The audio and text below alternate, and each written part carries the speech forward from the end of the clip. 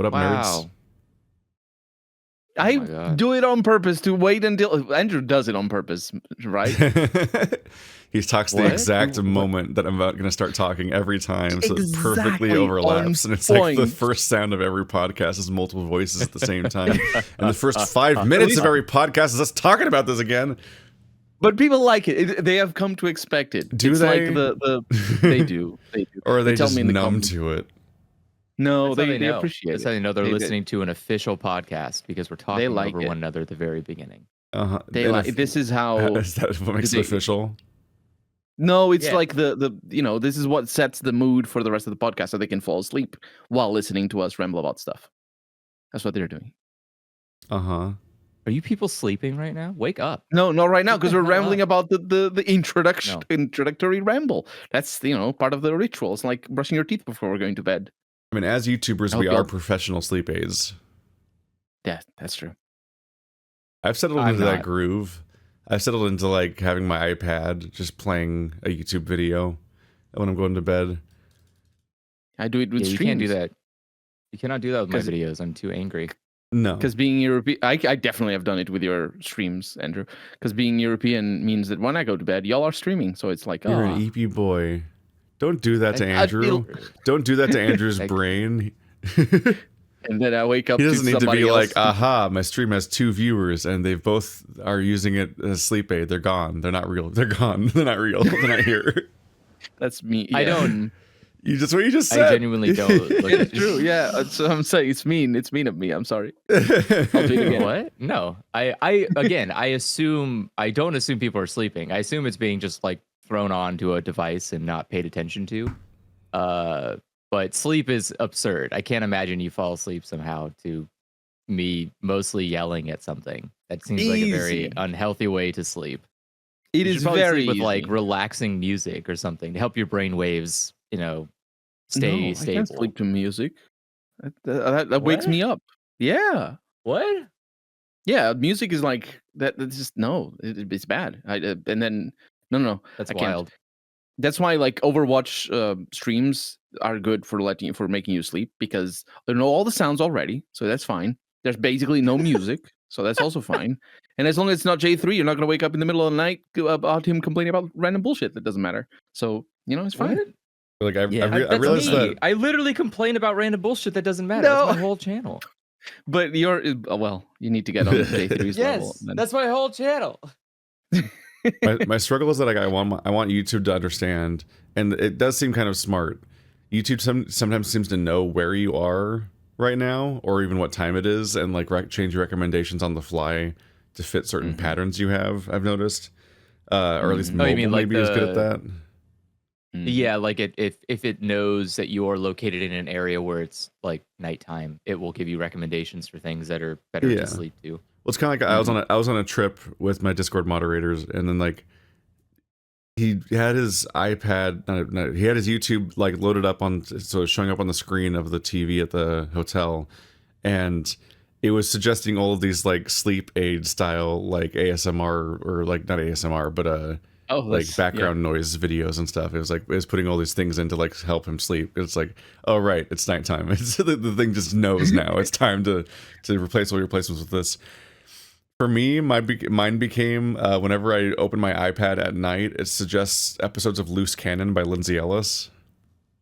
Mm. Just because like it's a very long series of older videos that I've seen before, and I can just kind of like go through them and so on. My struggle is that like I don't want to just listen to the same 3 video essays constantly, but I also don't want to like put on any new content I'm interested in on my iPad. So I either need to listen to older stuff and just kind of pick a different category of older stuff to go through. Like this month we're listening to old Thought Slime, and this month we're listening to old Big Joel or whatever, or just click on random garbage I have no interest in and just put it on. Like, we're gonna be talking about airplane accidents today, and they're just gonna go on about like the pressure and the blah blah blah. And then tell YouTube to never recommend that channel again. Like, don't actually think I like this channel. I don't care who they are. But no, iPad definitely changed my impression on the whole sleeping with things thing. I didn't get how people were doing it because, anything on my head is really uncomfortable, so I can't like wear earbuds or headphones or anything and try to sleep. But also like phone speakers are awful. Like they're so they're not exactly tinny the way they used to be, but they're harsh when they're loud. And if they're not loud, you can't hear the video functionally. They're still very tiny speakers with minimal amounts of energy put into making them work. They are not like good speakers. So I've been kind of in revolution, and also you're like destroying your battery and everything. But like with iPad, it's like, oh shit, these are like actually like nice, smooth audio. Like it sounds nice. It's not gonna randomly like put on like it doesn't have random grating elements that make it uncomfortable to listen to. And if you let the video play with the screen turned off, there's no like big light in the room. And I turn on the fucking iPad in the morning to check its battery, and it's at 100. I'm like, oh, it's still it literally didn't drain even a percentage either. Like both because it was left technically existing all night. You think it would just go down on its own, but also like playing the audio of a YouTube video for like an hour or two. Nothing. No impact on the iPad's extreme battery life. It barely does it on the phone either. So it's so I've fallen into more of a habit there. That's been helpful at times. And if that doesn't help, well, I guess I'm just gonna have a bad day tomorrow. I definitely know the kind of content that gets me sleepy, but it's not necessarily content that I don't like. Like for example, Sudoku puzzles, I mentioned it before. I do get sleepy to those, but I enjoy them. But for example, Game of Thrones theory iceberg videos, just 5-hour-long rambles about random symbolism and whatnot. I love that stuff. Fall asleep to it, no problem. It also helps when the YouTuber is very chill. Praise Garth. Which my channel is not. How are you sleeping to my shit? I don't understand. Well, last time, it has been a while. Last time I think you were playing. Maybe you just forgot to turn your microphone on again. Oh, that does happen. It's a nice relaxing stream. I would warn you. Yeah, the last time I think you were playing that little dragon that spits fire or something. I forget. Spyro? So it's been a while. Spyro, yeah. Did I stream that? I don't remember. Yeah, you did. It's been too long. Spyro Reignited Trilogy, I think it's called. Yeah, I don't remember if I streamed that or not, but I did. I did beat all. I did 100% all 3 of the games. You definitely streamed it. Yes. Okay, that sounds like something. Maybe it was on YouTube. It is a game that I would actually. It's a game that I'd probably actually have fun with. So it'd probably be one of the rare times you can watch a video of me being like, "Wow, this is fun! Yay!" That's true. You might have been rambling, but not necessarily in a complaining manner, or at least not in the usual. But you would. I saw you complain about Spyro, but still, in a loving. Sure. Oh yeah. There's always things to complain about in video games. There is no perfect video game, but Spyro doesn't make you mad when it does something stupid. I think my usual complaint is like, I hate the flying timed segments. I hate them. I hate them absolutely because it's dumb to be like, you've never seen this map before, right? Well, do it in 5 seconds, and you're like, huh? What do you want? What do you mean? I don't know where I am. Leave me alone. That stuff pisses me off. But yeah, I don't know. I can't think of anything else I'd be mad at Spyro about. But let's not talk about Spyro because we're veering too close to Astrobot. We need to talk about Zelda. Oh yeah. Yeah. So Andrew and I've been playing the Zelda game, and I don't not like it, but also I'm frustrated by it. I'm kind of annoyed by the new Zelda game. For those Echoes of the Wisdom, wondering, because right, you might be listening to this and there's like a 4th new Zelda game. 2034. Yeah, you might be watching this 7 years from now, where there is now one more new Zelda game since then, because that's how fast games come out now. As slowly as possible. There's like 2 separate. Yeah, Breath of the Wild 5. Wasn't Link's Awakening remake like all the way back in like fucking 2019 or something? Correct. Yes. That breaks my brain, right? Like it feels recent.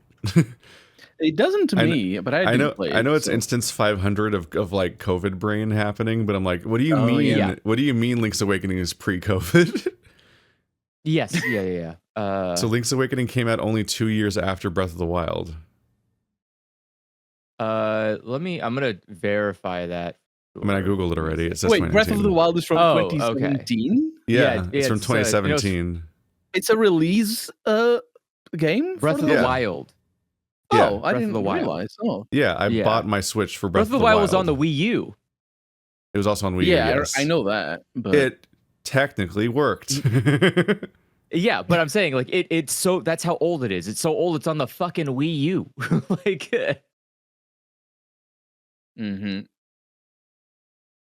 that breaks my brain how old Link's Awakening is. Granted, no, I probably covered it when it was new. Yeah, it's weird. No, why didn't they wait until they made a Switch 2 for this? I hate I when think they I think make... part of what breaks me about that in my brain about that is just the fact that like fucking when Breath of the Wild came out, I played that for like practically a year because it was so fucking long. But then Patreon then like lost their goddamn minds and was like, "You're gonna play another Zelda game, followed by another Myst game, followed by another Zelda game on a loop nonstop," and that just defined my experience for a while, for like a year and a half. So by the time Link's Awakening came out, it felt like so much time had passed. And then by comparison, there's been a Zelda drought since then. So like I was pretty much out of them. So like I think since Link's Awakening, I guess I would have only played Skyward Sword basically. And then it's just been years. the original or the HD? The original, because the HD wasn't out yet. Oh. But yeah, didn't get lucky.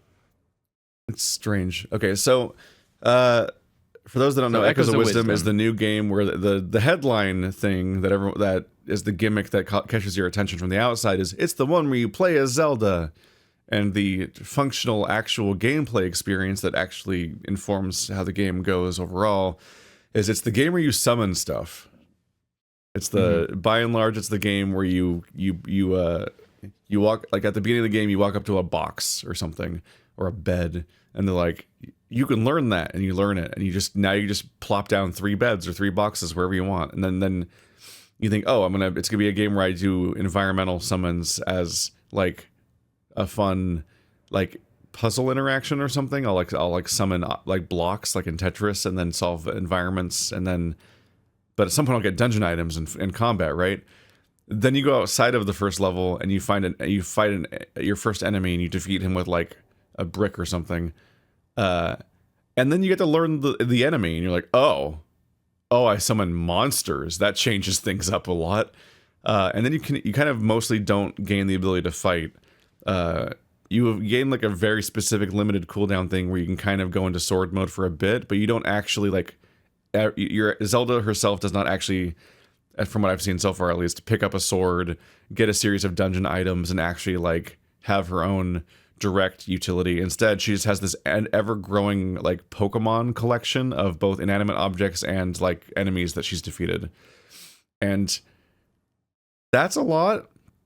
Immediately, I'm reminded of the experience of like every time you want to attach something to your bow in Tears of the Kingdom, and you open up that one linear menu where you hold down right for a long time to scroll through all the different things you can attach to your bow, and it's just hundreds of items.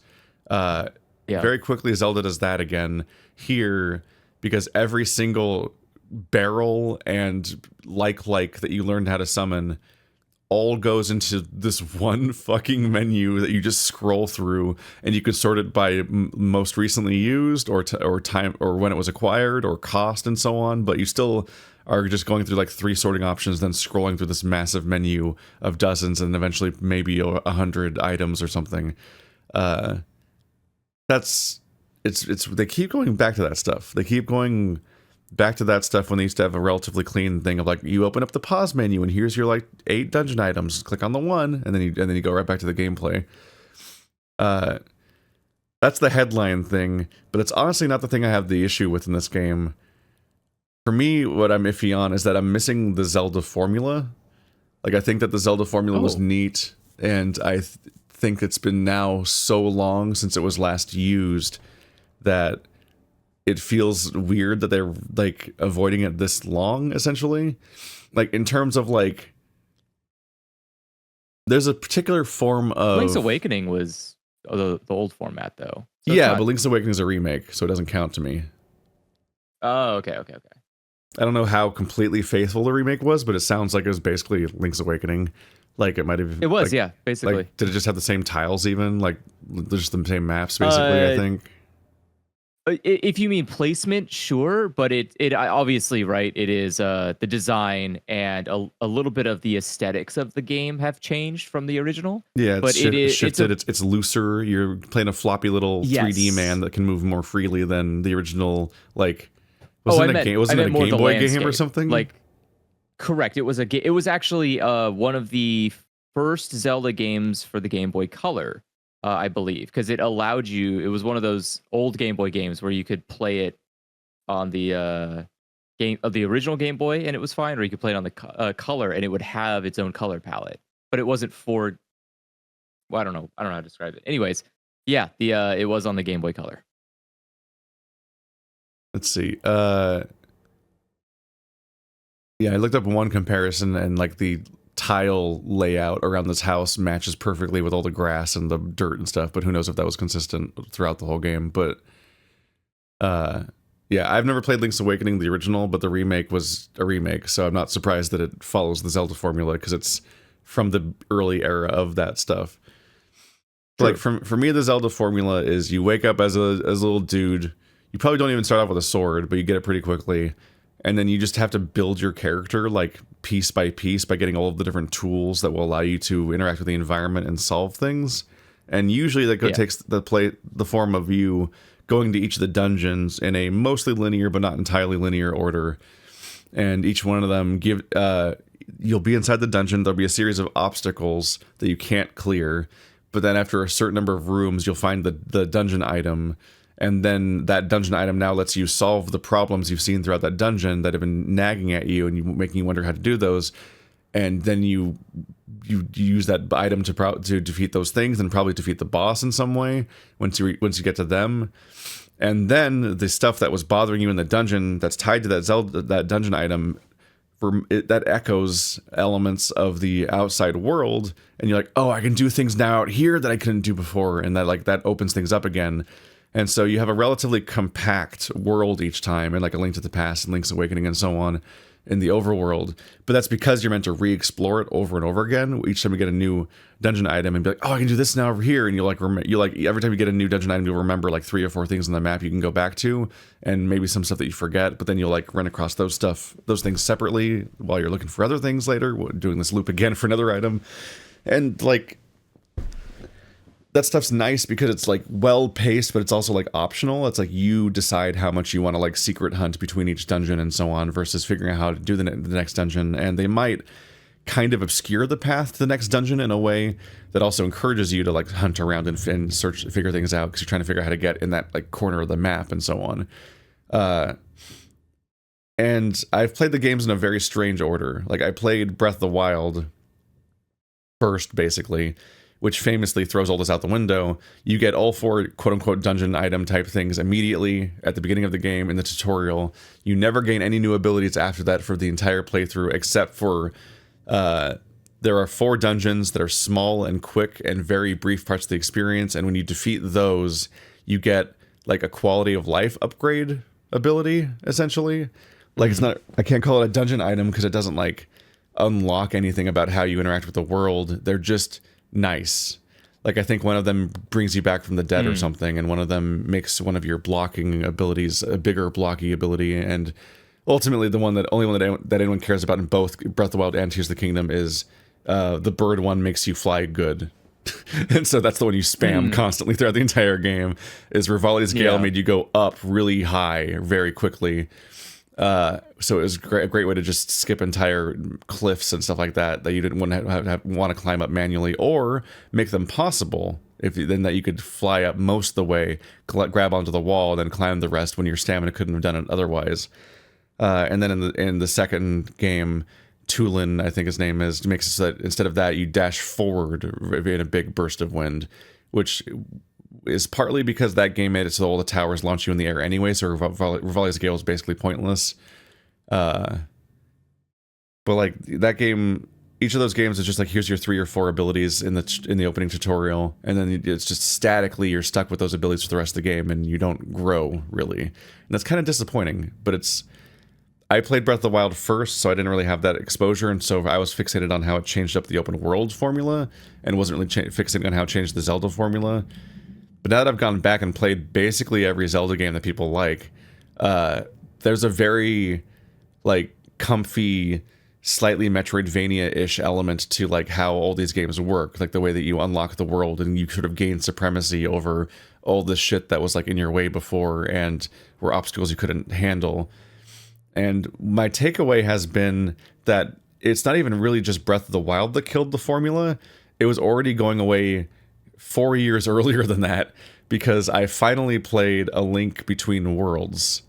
And that game came out 2 years after Skyward Sword. I'm noticing a pattern here where a top-down Zelda comes out 2 years after the 3D Zelda each time.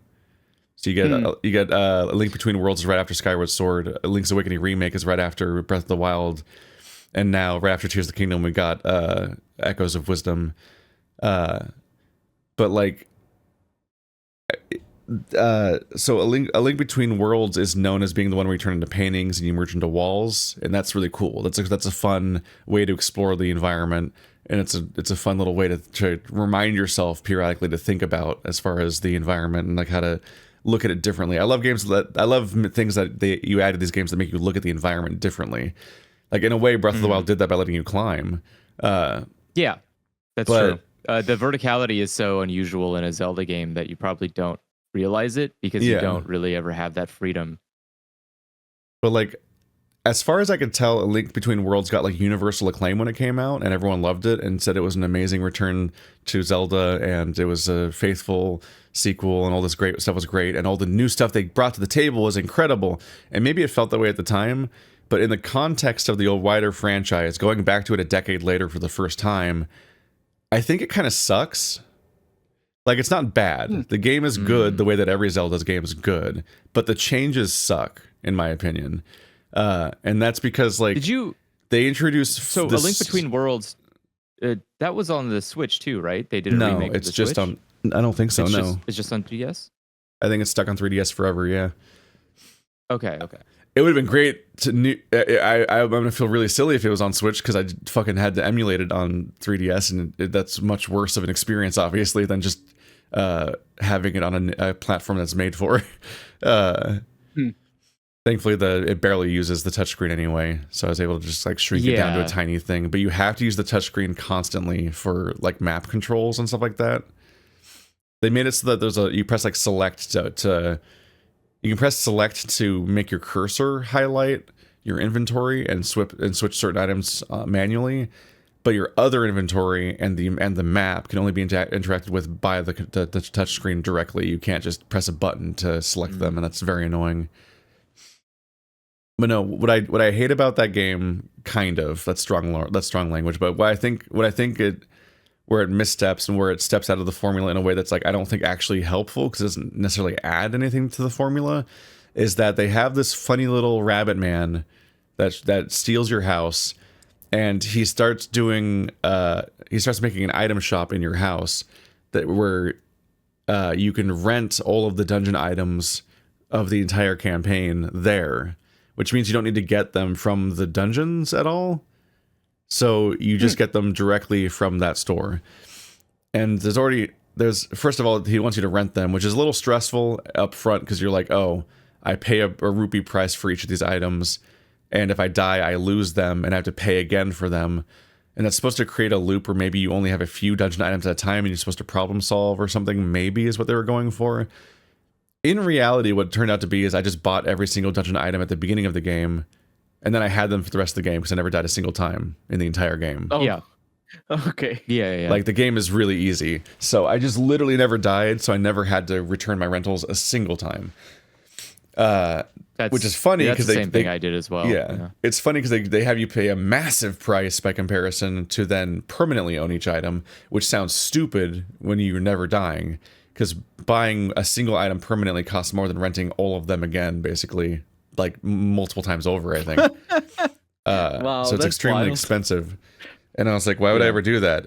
But then a little too late in the game, I happened to finally find the little My cave, and where this octopus is like, I lost my 100 babies. Find them. And and they're just scattered across the whole map. They make little cheap noises when they're on the same screen as you, and you just have to sort of scour the area for like, essentially like where they're like Koroks from Breath of the Wild, like exactly like Koroks from Breath of the Wild, except there's Yeah. a reasonable number of them, and they're a little more puzzly. Twilight Princess had the butterflies, I think, and then like every so often Zelda pops up with these like collect 100 of my babies. But the I don't even remember the butterflies. I guess it's because You don't remember the butterflies? Oh, I 'Cause remember it I remember was- the yeah, the little bug girl. lady. Yeah. Yeah, the bug lady. Yeah.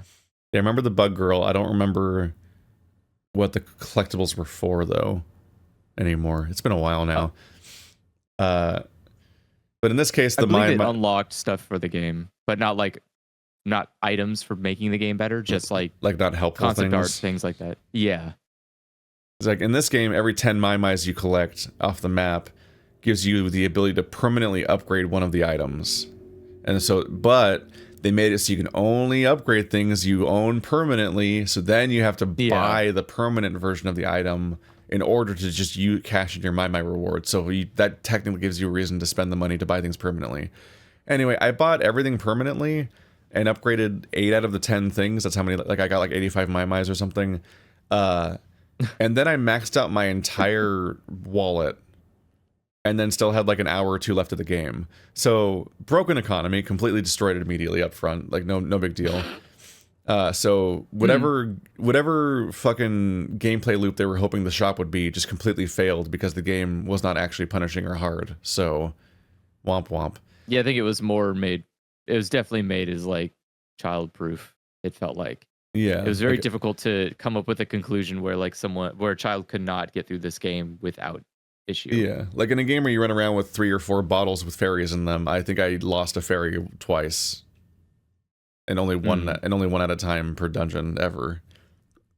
So it's like that's the only time things went got a little dicey trying to interact with this like flailing nightmare boss for a minute, and he takes some damage.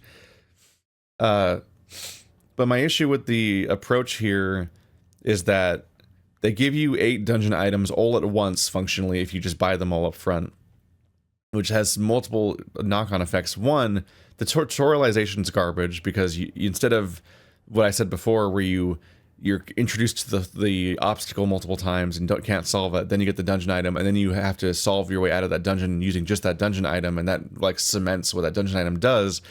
Instead, they just give you them up front at a store, and you're like, I don't know, man, maybe this will come up someday. And then, so when you encounter certain things in the environment, you just have to like look at your Majora's Mask ass inventory and be like, does one of these apply? I don't know. There's 8 of them. Some of these I've never accomplished anything with. Am I missing what they do? Did I forget? And they're not super deep concepts, but I'm just on a basic level that's like really weak tutorializing on how to use tools that you're going to need to do. It technically still does that a little bit in that you do need that dungeon to get into. You do need that item to get into each of the 8 dungeons, because each dungeon is built around one of those items. So they have a obstacle at the beginning of the dungeon that you can only pass by using the dungeon item to get in, essentially, and then that proves you have the item, and then you can go and do the whole dungeon with it. Yeah.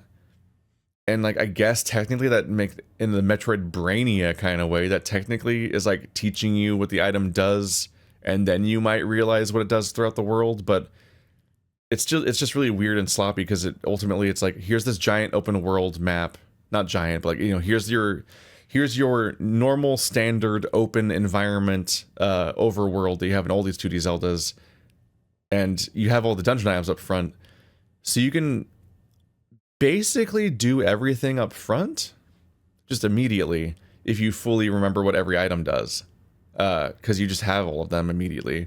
The only exceptions is that one of the dungeons requires you need to save a specific stage to get the sand rod, which is them kind of strangely walking back on their own formula that they were doing. But also the Titan mitts and Pegasus boots are both quest rewards in the world instead of being part of the shop system. So basically, passive things are permanent and dungeon items go to the thing. But those items both suck because one of them is just pick up every rock you see, and the other one is just run into every tree you see. So they're really boring. They're just really deeply boring items that just unlock my eyes. You'll hear a cheep and be like, "Oh, is it in the tree again?" And then you run into the tree and it falls out of the tree, and you're like, "Cool seeker. I'll do this 30 more times now." So it's not a very exciting dungeon item. I kept expecting it to be more useful. Like there's like certain areas that have gaps in them. And I'm like, oh, if I run at it with the Pegasus boots, I'll jump over it when I reach it. And I swear there's been a Zelda game at some point that did that before. I swear I'm not imagining that, but I can't tell where it was. But in this game, if you run at a gap, you just fall in the hole immediately. you don't jump over the gap. So my issue is just like when I talk about like the Metroidvania-ish formula of the older games, and that the satisfaction of getting a new thing and realizing where you can apply it, that's just gone in the Link Between Worlds because you have every item up front and you can basically do everything immediately. And so you don't really spend a lot of time unpacking what's going on with the world. And as a result, it's a much faster and less memorable playthrough.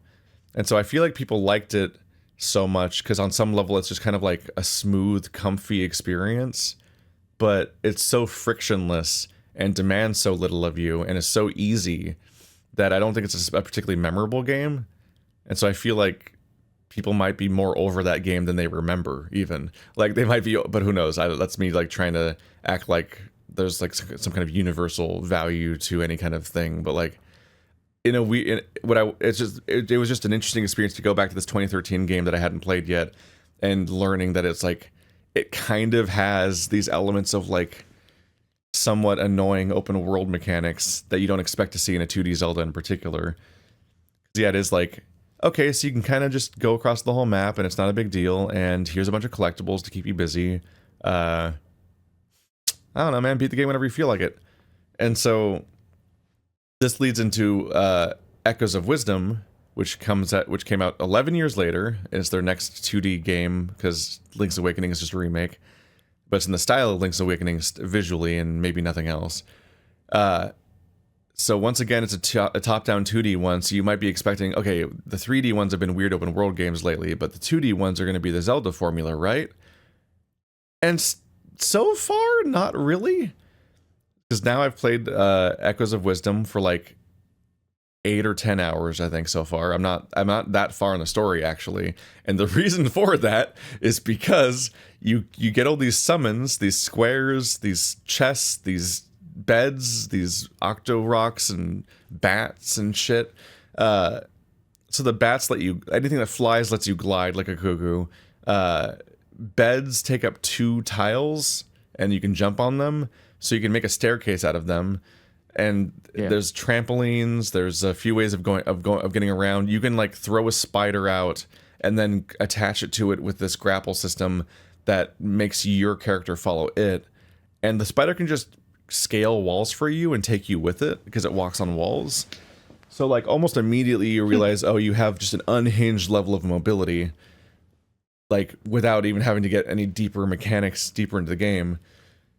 So speaking of the Zelda formula or its absence lately, I am just exploring the entire map at the beginning of the game immediately.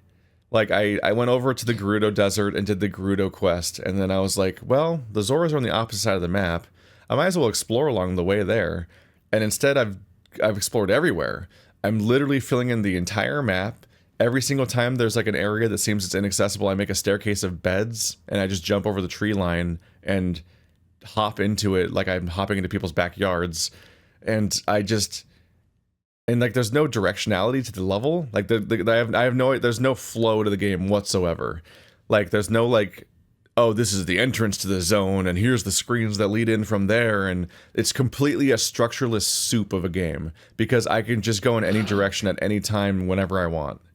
And so I'm approaching the game less like it's level design and more like I'm mowing the lawn, and I'm just trying to scrape up and down the map and be thorough and not miss the gaps in between when I'm like zigzagging.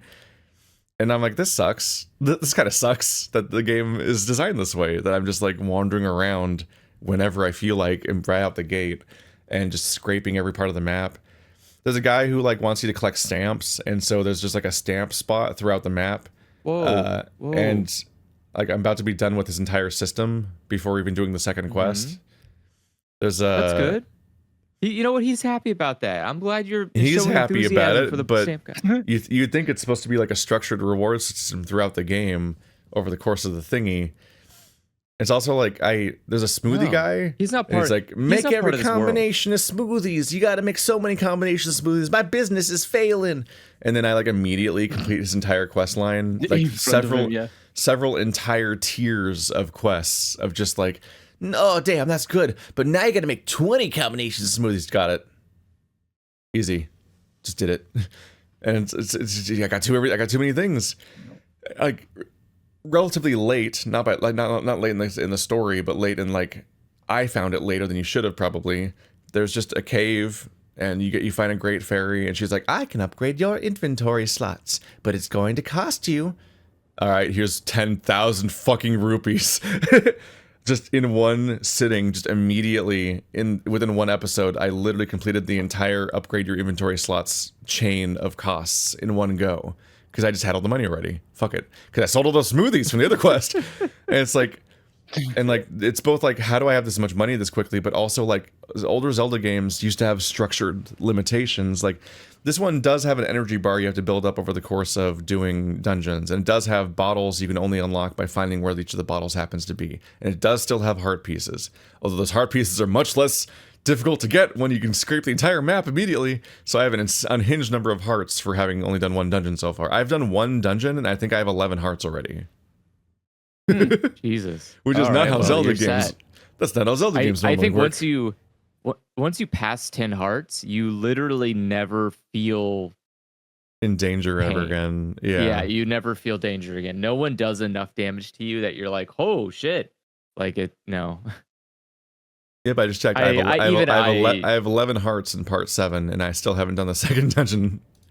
Yeah, I was really shocked when I saw that there were 10 hearts, or that there were more than 10 hearts, because I did the smoothie thing. When I first interacted with the smoothie guy, I was doing the same thing where I was like, I'm just going to make as many as I possibly can right now.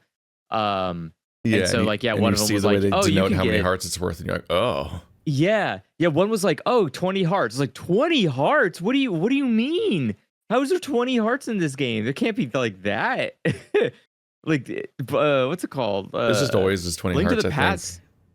Is it? I thought Link to the Past was 10. Maybe that was a million years ago, but I don't know. That just seems like every lot. Zelda game I've played for ages, I think you always get the second row of hearts. It's like optional technically, like because you have to work for it. You usually have to work harder than this. Yeah. Because usually it's a bunch of secrets that are hidden behind using dungeon items in specific locations in the open world, or noticing the one super secret spot in each dungeon and so on. But in this one, it's like, you can just climb over everything and they're just in the world, just go around.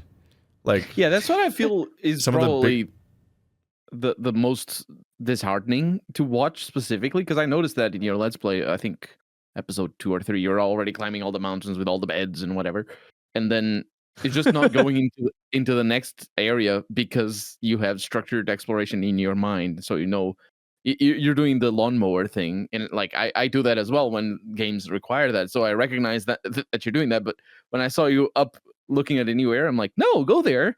I want to see that. But obviously, that's that would screw you up, because then you wouldn't know where you've been, and that's not how you play video games. It's one of those things where it's like, I fully recognize that I'm doing this to myself, but also that's a stupid piece of feedback, and everyone should shut up. I can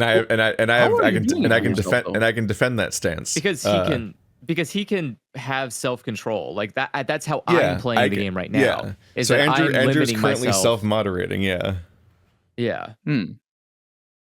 So if you watch my Let's Plays, you'll see that I am moving myself in the correct pattern. I'm only going to the Zora Temple, then directly to the Garuda Temple, and like I'm not taking any jaunts outside of the field of view that I should be doing. I am limiting myself to focusing solely on the linear path the game would have if it had structure. And you are able Because to tell what path that is? Yeah, you can infer. It follows the game itself is literally following the same formula as like A Link Between Worlds or A Link to the Past.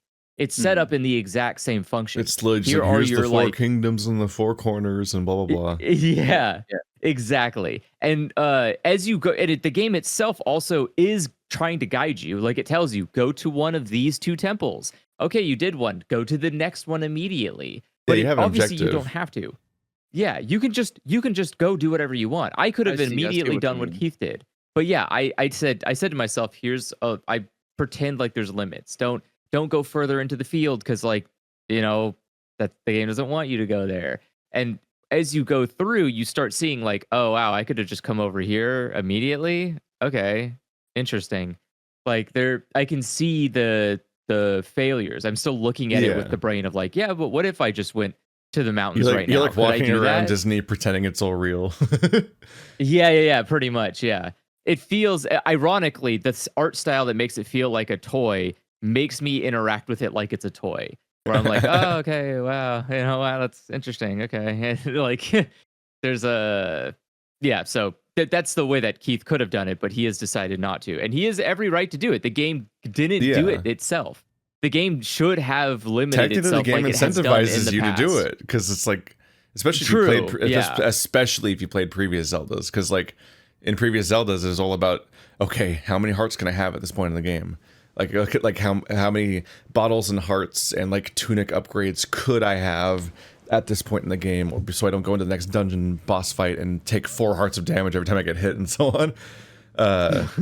Like you were supposed to scrape the world for all the things you could get so far, and miss some of them and get some of them and be like, okay, I'm this strong now, and like that you were working for that progress, and that was your reward for getting a new dungeon item and so on. So like knowing that about its previous games, it's unhinged to let the players just lawnmower the entire map and be like, okay, well, I've got 18 hearts, I'm ready to do the second dungeon. Like, why the fuck would they let you do that? But it's also like this like Tears of the Kingdom thing where like whenever I complain about Breath of the Wild or Tears of the Kingdom especially being too long, people are like, but you could just beat the game whenever you want. And I'm like, yeah, but that's not satisfying. Right? Like, Also, that's not an argument though, because it's too long. You can stop playing. Yeah. no, well, Yeah. it's not that you can stop playing; it's that you can beat the game. Because like they just say there's Ganon, he's can over just there, walk and the to Ganon. like the ending's over there. You can do it whenever you feel like. And at the end of the day, I think, and Breath of the Wild was praised for that, but I think it's actually stupid and garbage. Actually, I think that's the worst part of Breath of the Wild, and I don't think I've ever actually liked that element of Breath of the Wild. I just at because the it compromises time, the pacing of getting the powers, right? well, like it makes it feel like the work you're putting in is kind of pointless because you can just go beat the game. It's like you're like literally you doing the 4 dungeons even as you like making your own fun because you can technically beat Ganon without even doing either of the 4 dungeons. Like it just each of them makes the big guardian beast shoot a laser at him that reduces his maximum health. Basically, that's like functionally all they do. So you just have I think you just have a longer boss fight if they're gone or something. If they're not there, which is hardly even a reward, but the act of doing them all is like the reason you do the guardian beasts in Zelda is because you want to do them because that's like the dungeons are what's fun. But making it making the core gameplay of loops of these games optional is a weird move. It's just a very strange thing to do. But my thing is that like one, like Tears of the Kingdom was just obnoxious, horrifically bloated. Like I played it way longer than Breath of the Wild. Still was nowhere near finishing most of its systems, and then I found the person that was like, "Hi, so here's a whole system for renovating my town." I'm like, "No, it's been hundreds of hours. You can't add another massive thing for me to do." I'm not looking at this. I'm not looking at this. And there was like, I feel like there was like 6 things in that game that you would discover relatively late, and I'd be like, I'm not adding this to my list of things I'm going to do in this playthrough. This is already the longest game I've ever fucking played. It's exhausting. I have not beat it. Yeah, I did not end up beating it because I started playing. I think a huge percentage of people will be like, "Well, I got to do all the stuff, right?" And then they'll just stop playing one day because, like, yes, you can beat the game whenever you want, but it's not satisfying to one, it's not satisfying to just be like, oh, I guess I'm out of stuff, time to beat the boss. But it's also not satisfying to be like, oh, I don't want to play this game anymore. I guess now that I'm tired of it, I'll beat the boss. Because like then you're like limping over the finish line of a game you're sick of. Like that's not a good bit of pacing. That's what makes the game too long, is that playing the side quests, which are part of the game, makes you sort of tired of them. And the reason you're tired is because it's too long. If it were shorter, you wouldn't get tired. It like and it's because the inherent vibe of these games is to be like, how much optional stuff can I do before I open the next thing up? Because every time in most games, every time you do the main story again, shit, here's a new area with a bunch of new side stuff, and so that's the loop. You play Mass Effect 1, you land on Pharos, like, how many side things can I do here before I do the story? And then you do the story. And then you land on Varian, how many side things? Yeah, that's like the basic thing that everyone's trained to do. You play Dark Souls and you're like, okay, there's a left and a right. I think going left is correct, so I'll go right first. That's just the basic of all these games, is you try to go everywhere optional first to get the little secret. So that's why I think it's bullshit when everyone's like, how could you complain about how long Tears of the Kingdom is? You can beat it whenever you feel like it. And in this game, people will be like, it's your fault you explored everywhere in Echoes of Wisdom. No one made you do that. It's like, yeah, but we all play these games to explore. It just used to be that the developer of the game didn't abscond their responsibility to actually pace their video game and structure it in any way. So like that's why I think modern Zelda kind of sucks. Like they're all fun, but they're worse. He said that, not me. That's the thing, is like I'm criticizing Zelda, and that's illegal. We all learned that when Egoraptor made a video about Ocarina of Time in 2013, and everyone fucking still hates him over it. They're still mad he made an Ocarina of Time review a decade ago where he said the game is kind of boring. Like, Jesus fucking Christ, guys. People are weird about Zelda. Unnecessary. Like when Patreon was making me play every Zelda game back to back, I was having a good time, but I had to actively stop reading the comments because Zelda audience people are insufferable. They're so mad all the time about everything, and like there's no right answers. You're not allowed to struggle ever because this game's for babies, but also you're not allowed to have too good of a time because it's a master. You're not allowed to have too easy of a time because these are masterpieces, and of course they're good games, not just a sleepwalking simulator, like and blah blah blah blah blah. And you can't question any of the designs because the peak of all design. But now the design has shifted completely from that design, but people still call that genius too, even though it's not the original design. And so they're both genius, even though they're inherently contradictory, to the point where they actively they're not complementary changes. They actively tear down basic elements, and so they can't really. It's really hard to call them both genius because one of them, it's like a criticism of the previous games when they make these changes, and so it's like it doesn't really work that way. No, but yeah, like my overall takeaway is that the developers of Zelda games have gotten lazy, essentially, as far as like in the specific, like it's super shaky to call any game developer lazy because games are incredibly hard to make and they literally take longer than ever to make and blah blah blah blah blah. And there is a lot of genius in these games, and obviously it's not lazy to create the Tears of the Kingdom physics engine and so on, but that physics engine was like a giant, like, it's like cool tech demo, cool job proving you could do this. This doesn't impact most of the game in any meaningful way. It's completely unstructured sandbox nonsense.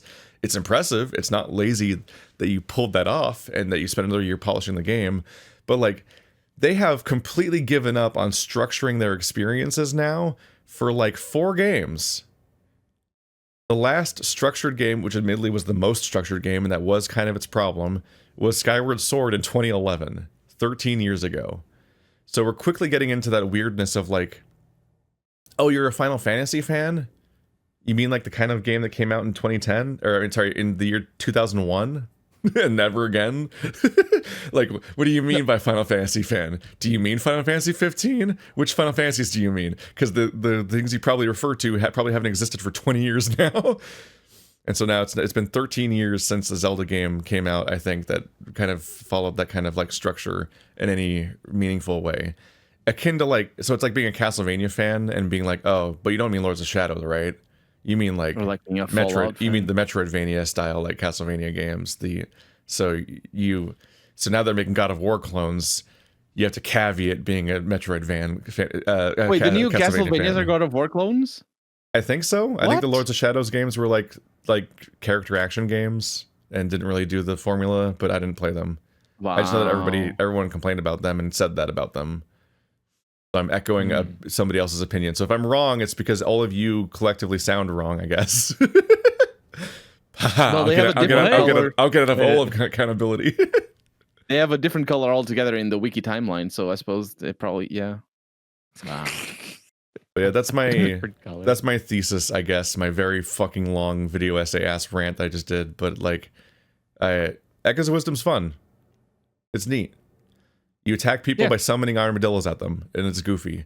It's goofy in a goofy ass way where increasingly Zelda games are becoming about Minecraft. Like, Tears of the Kingdom and Echoes of Wisdom are Minecraft Zeldas, where you fucking just I don't like. in an immersion breaking weird ass way, you're just like, I'm just gonna summon armadillos at you until you die, or you're gonna be like, I'm gonna summon a plank and then it's gonna float and then I'm gonna twist the plank and then I'm gonna lock my movement to the rotational plank and then I'm gonna fucking fly into the skybox, and it's like, okay, that's interesting. You can do that. You can make games that do that. I'd like my hook shot back though. I miss my hook shot a bit right now. You say they're like Minecraft, but they're still very it's not like Minecraft. It's the mechanics of Minecraft in the sense of it's not why I like Minecraft obviously, but it's just that there's just like a weird like just conjuring shit into existence and being like, look what I can do, and like increasingly like there's just like an immersion. It's like, it's a dubious word to use because everyone means different things by it, but like there's like a lack of immersiveness to it where it's like it's inherently goofy. It feels like I'm getting away with something every second I'm playing the game, and that irreverence is fun, but also it does at some point you start to miss just playing a Zelda game at some point, because you're just like there's a lot more to criticize about Echoes of Wisdom. I've gone on how they've completely absconded from pacing their game. Just the basic responsibility of just like structuring their game in a way that makes it fun to play for players and not have you self-moderate to make it fun for yourself. But like it has several other things that are iffy, like just a complete lack of difficulty. Like there's some difficulty that comes from the fact that you just like can't do stuff directly most of the time. Like they basically gave you a transform into Link power-up mode where you can very briefly just say, fuck it, I'm just gonna do it myself, because like sometimes it's so hard to do anything without being able to do it yourself, because all of your abilities, all of your interactions are you summoning a monster and hoping they do the thing you want them to do correctly, and hoping for the best, or just like throwing furniture at people. So like boss fights are very funny sometimes because you're like, I just can't interact. Here's a pot, here's a pot, here's a pot, here's a pot, here's a pot. Armadillos. But like on that element, that's a little depowering and a little funny. But on the other hand, you still have a giant ass 16 slot inventory of healing items, like in Breath of the Wild, and you can just go craft 16 smoothies between dungeons and have that many healing items while also still having the fairy system on top of that. But also like they have a system for summoning monsters. And the limitation on it is that your little follower guy has a series of pips attached to him, and that's your energy bar. So he starts off with 3, later on he has 4 so far, and he'll probably have 5 later or something. When you summon a thing, it has a cost. So it costs 1, 2, 3, 4, or 5 to summon it. The problem is that your pips aren't like a magic meter that regenerates over time, or from eating resources to regenerate it. It's always there. You can always summon at all times, every second of the game. So like if you have 5 pips, boom, put down 5 monsters or a big 5 monster or whatever. But also, if they die, summon another one immediately. It doesn't regenerate, it's just immediately back. But also, if you've used up all your pips, just summon something else anyway. It'll just erase the one that's been there the longest. You can literally spam the summon button every second of playing this game. And and it'll just keep erasing whatever you summon the longest ago. There's no limitation on how quickly you can summon. The only reason not to spam summoning things is that they literally do need to like be alive for a couple seconds to perform an action. So you'll just be summoning sometimes the shape of sometimes. For the most part, you'll just be summoning the shape of a monster over and over again, and they won't act. So obviously, you want them to do something first. But like, it gets to the point where I'm just like, okay, I got a guy who spits out a bomb 1 second after he's alive, so I literally just summon bomb, summon bomb, summon bomb over and over again. If you leave him alive, he'll eventually like float around and throw another bomb and try to act like a monster and have AI. But if I just summon him over and over again, he spits a bomb out immediately. So I just spam the summon over and over again to fill the screen with bombs, which can't hurt me. And like most attacks work that way. The armadillo guy, you summon him, he shoots in a straight line rolling around. He'll start DVD screensavering all around the room. But you can just... And like that's fun in a chaotic way, but you can just summon him again to do a direct line-based attack immediately. So why would you ever let him exist as a monster? Just summon him immediately again, over and over again, and spam it. And it's like there's no limitations to the system. There's no your army is meaningless. Like if there's a whole Your base, army is meaningless. Yeah, if there's a whole base of like bokoblins or moblins or whatever the fuck.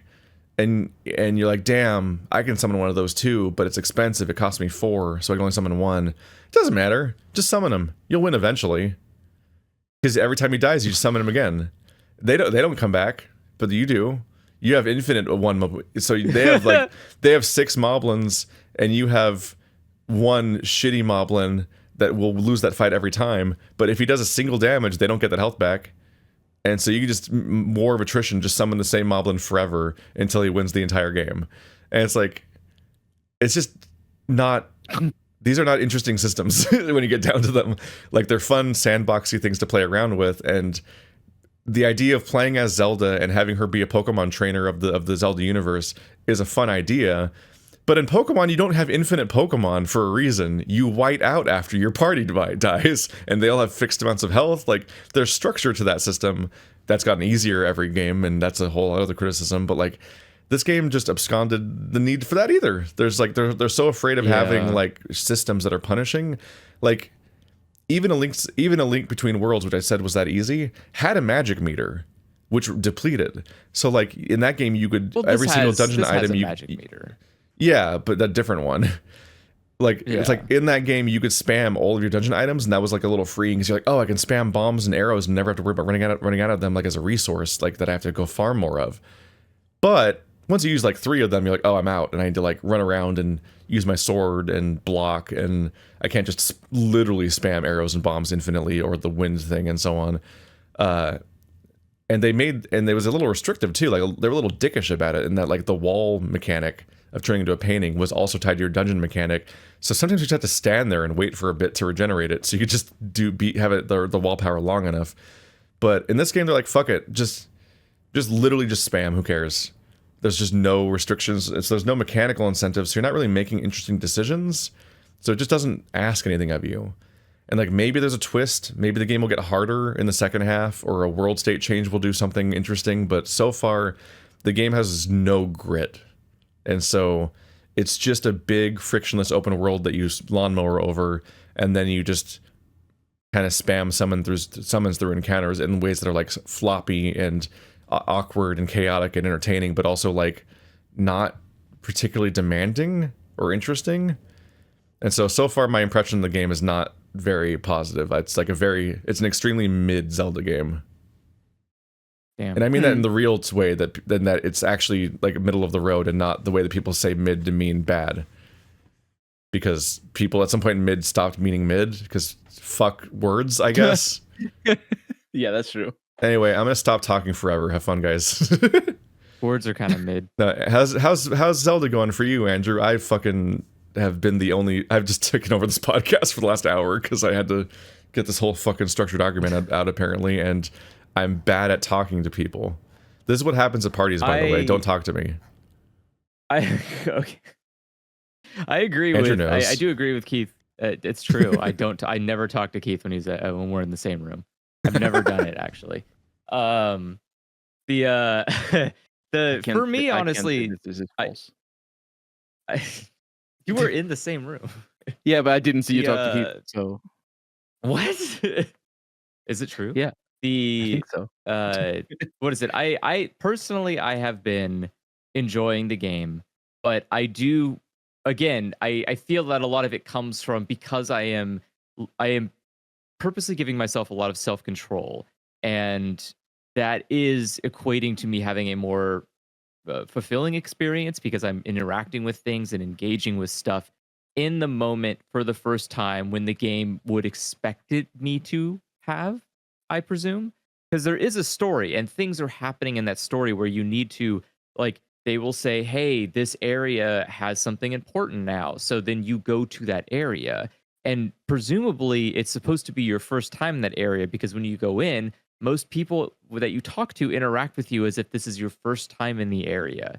So it becomes kind of stupid when uh yeah, if you just wander into an area you're not supposed to be, go and do something and then no one talks about it. It's never mentioned, no one like acts as if you've been here before. I did one little change and I guess I can't spoil it, but like there's a world state change, and in that change, I had already like did a little bit of a sneaky and did something earlier than I was supposed to do it, and then a world state change happened, and I realized that the people don't change their interaction with you post that world state, um, because you're supposed to have found them after that world state change. Like it's Almost like very these games it's are supposed to be structured in some way.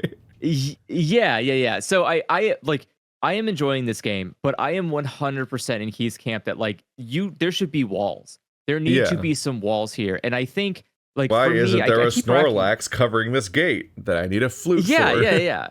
No, that and it sounds stupid, but yes, that is legitimately like I would be totally fine if you put like some kind of barrier that's like, oh, you can't pass this unless you have a horse, and you're like, shit, I can't summon a horse. I guess I have to play the game until I can get a fucking horse. Like that is like such an obvious way to curtail an experience without negatively impacting someone's adventuring spirit.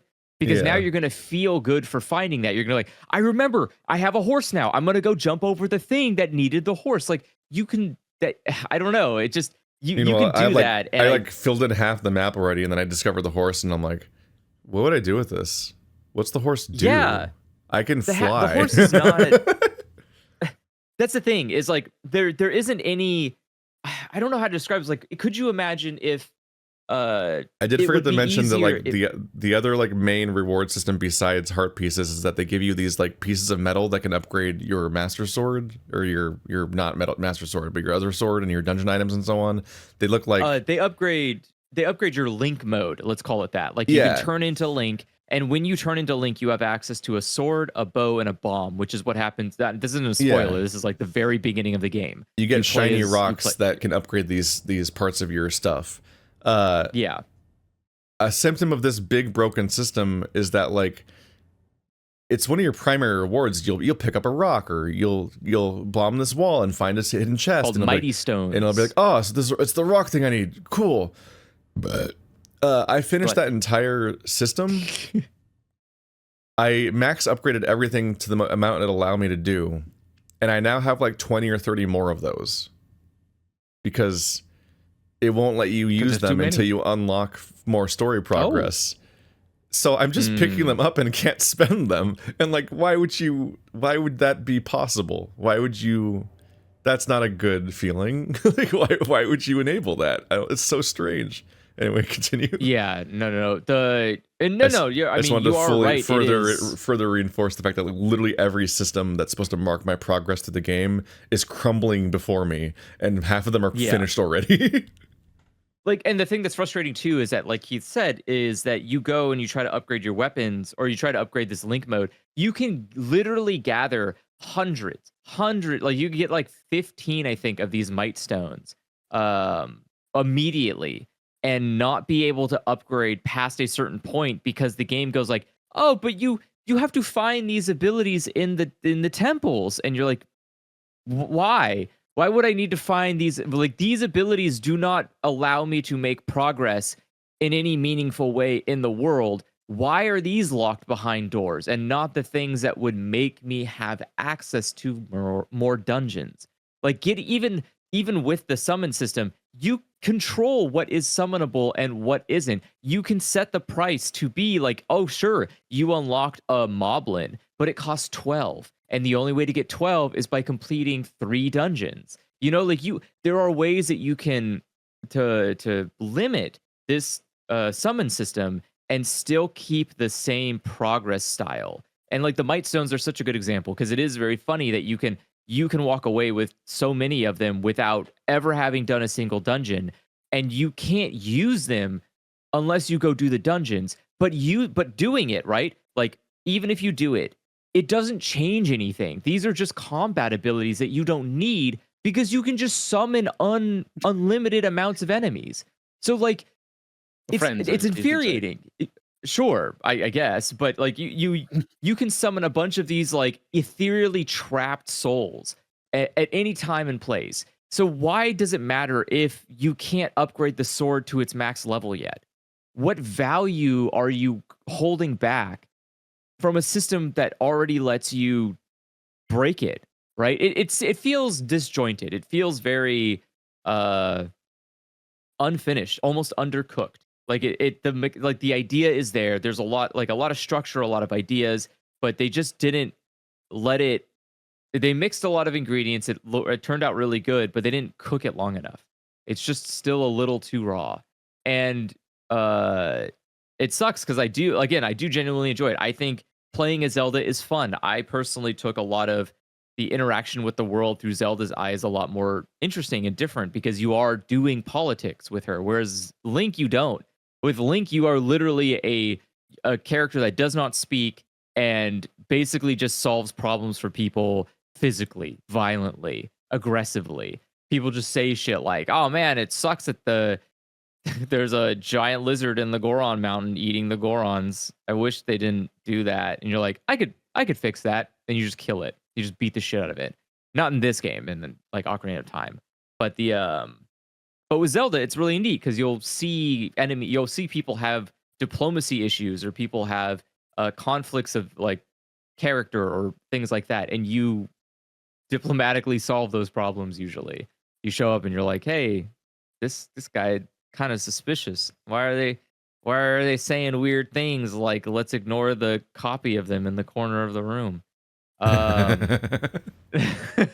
Like things like that are like really interesting to do, and I do like the idea of summoning things. It's very fun to be in a room. There's and something subtly unnerving about it because like like the game starts with you escape, like you get rescued by Link, who gets captured by the Blorbo, the big bad blob corruption on the floor, and gets sucked into the 75th different dark world we have, I guess, because there's always another dark dimension of some kind that's adjacent to Hyrule, but it's not that one again. It's a different one, I swear. That's weird. But Ganon can't keep getting away with this. Yeah, Link rescues, or like half rescues Zelda and then falls into the void, and then Zelda's like, "Oh shit, well, I guess I gotta fix this now." Zelda goes to the king and tries to warn them about stuff, but then the king and both of his advisors get sucked into the void too, and then get replaced by copies of themselves that then are like, "Zelda's the one doing this. She made the void and attacked us in the throne room, and she's the one summoning all the monsters." And then, so the fact that you do then go on to actually summon monsters throughout the game while being a fugitive and everything is kind of funny, because you're like, oh geez, it's not just that you can summon like fun wacky things like bats or whatever. You specifically summon like the bokoblins and things, and you're like, am I the increasingly it's like, am I the baddie? And like you're wearing, your cloak is the same color as Ganon, because they constantly just call him like the blue guy or whatever, and it's like, you're dressed in blue and you're summoning Ganon's forces. Are you sure that you're the good guy?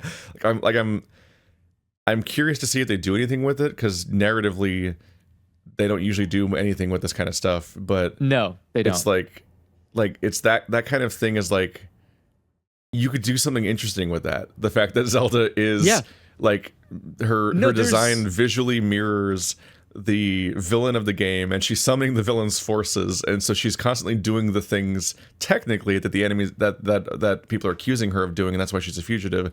Except for the part where she's just not actually causing the rifts or attacking people. So it's really neat. I like the idea that you are able to summon anything. Like you can summon any of the enemies, you can summon any of the objects in the world that it lets you. But also you're wearing Link's robe. And so people keep like immediately assuming you're Link, but then also based on like what the government is saying, you're the one responsible for creating the rifts, and you aren't disproving that by summoning a bunch of enemies and things, which the rift does. The rift explicitly summons enemies, and so so it's very funny that you are all three. You are like the Triforce in one. You are both Ganon, Link, or you're Ganon, Link, and Zelda, while you are wearing the hood, summoning enemies, and being who you are. Visually, it's really interesting. However, they don't do anything with it. It's a complete narrative dead end. So that's cool. But again, it just feels like it just wasn't thought about enough. It feels like it just didn't get the thought put into it needed. To wrap it together and make it good. I don't know. It's tough. I would say I admittedly don't play Zelda games for their narrative, and I don't even say that in a I don't care about story kind of way. I just mean like they've never earned it. Like not usually. Like Twilight Princess had a pretty decently told story, and Skyward Sword did a decent job with like this like ensemble and stuff like that. But besides that, like it's a struggle to like get invested in the narrative of Zelda games because it's so sparse and so like my favorite movie is The Dark Crystal, so I like Glass Houses. Like that's just the hero's journey told very like in a very skeletal way, but with tons of style and characterization. Not characterization, but character to it. But it's like it's a very simple, short movie. But Zelda is that hero's journey told very, very simply and flatly over and over again, without that much texture to it, but stretched over a relatively long game. And so most Zelda games just don't really have any story for me to care about or even remember afterwards, and that includes half of the classics that people like, especially super duper love. So it's like it's only like something like Majora's Mask that kind of has like a bunch of smaller stories all folded into the overall calamity that is like more memorable and more interesting. And then like they clearly put more effort into the storytelling by the time they got to like Twilight Princess and Skyward Sword, but like most of them, there's just so little story that I just can't really agree with people when they say they play Zelda, that Zelda games are like story driven and have good stories, because they barely have a story. And both of the open world games have bad stories that are just not very interesting. And specifically like Breath of the Wild is like okay, and Tears of the Kingdom is awful. Like to the point where you literally watch the same 8-minute cutscene like 5 times. Because that's most of the story, is just watching the same narration happen over and over again. You're like, I hate this. Jesus. Yeah. That is unfortunately true. But it's tough. I think it's there. They have a lot of ideas, and I think those ideas aren't bad, but they just need to work on properly making a game with them. I don't think ideas is enough to carry a franchise. You need to also implement you need to have a game that they're in. And I think, I don't know, Tears of the Kingdom kind of felt like that, where they had a really good idea, but they had a lot of really good ideas, but they couldn't figure out how to make it flow well in the game. So I don't know what's going on, I don't know if that's going to be a standard now at Nintendo. Like maybe all the old guys are dead and now it's time for just a bunch of new people to take over. But it's all right. It's Zelda. I like it. It's fun, but I would not recommend buying it, which is the weirdest thing to say. I think it is fun. I think it's good, but I don't think it's a game worth buying. And that sucks. I because I now that's two Zelda games in a row where I'm kind of very mid on them. Or I'm like, okay, well, they're games, they're fine, but they're not memorable or fun. Sorry, they're not memorable and they're not they don't give me that kind of joy that I got from playing other games. Even like Breath of the Wild gave you a kind of sense of joy where you're like, ooh, what's going on over here? I'm gonna try this. Like there's I don't know, a sense of wonder and adventure that I think comes with Zelda games that doesn't exist in these two.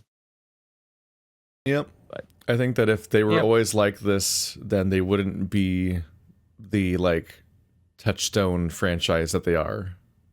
No, yeah, no. Like this is not. This is indicative of why people cared about them to the extent they do. It's kind of like they're kind of becoming like everything else in certain ways. It feels it. Yeah, it is weird to say. It's almost like it is. Is it considered?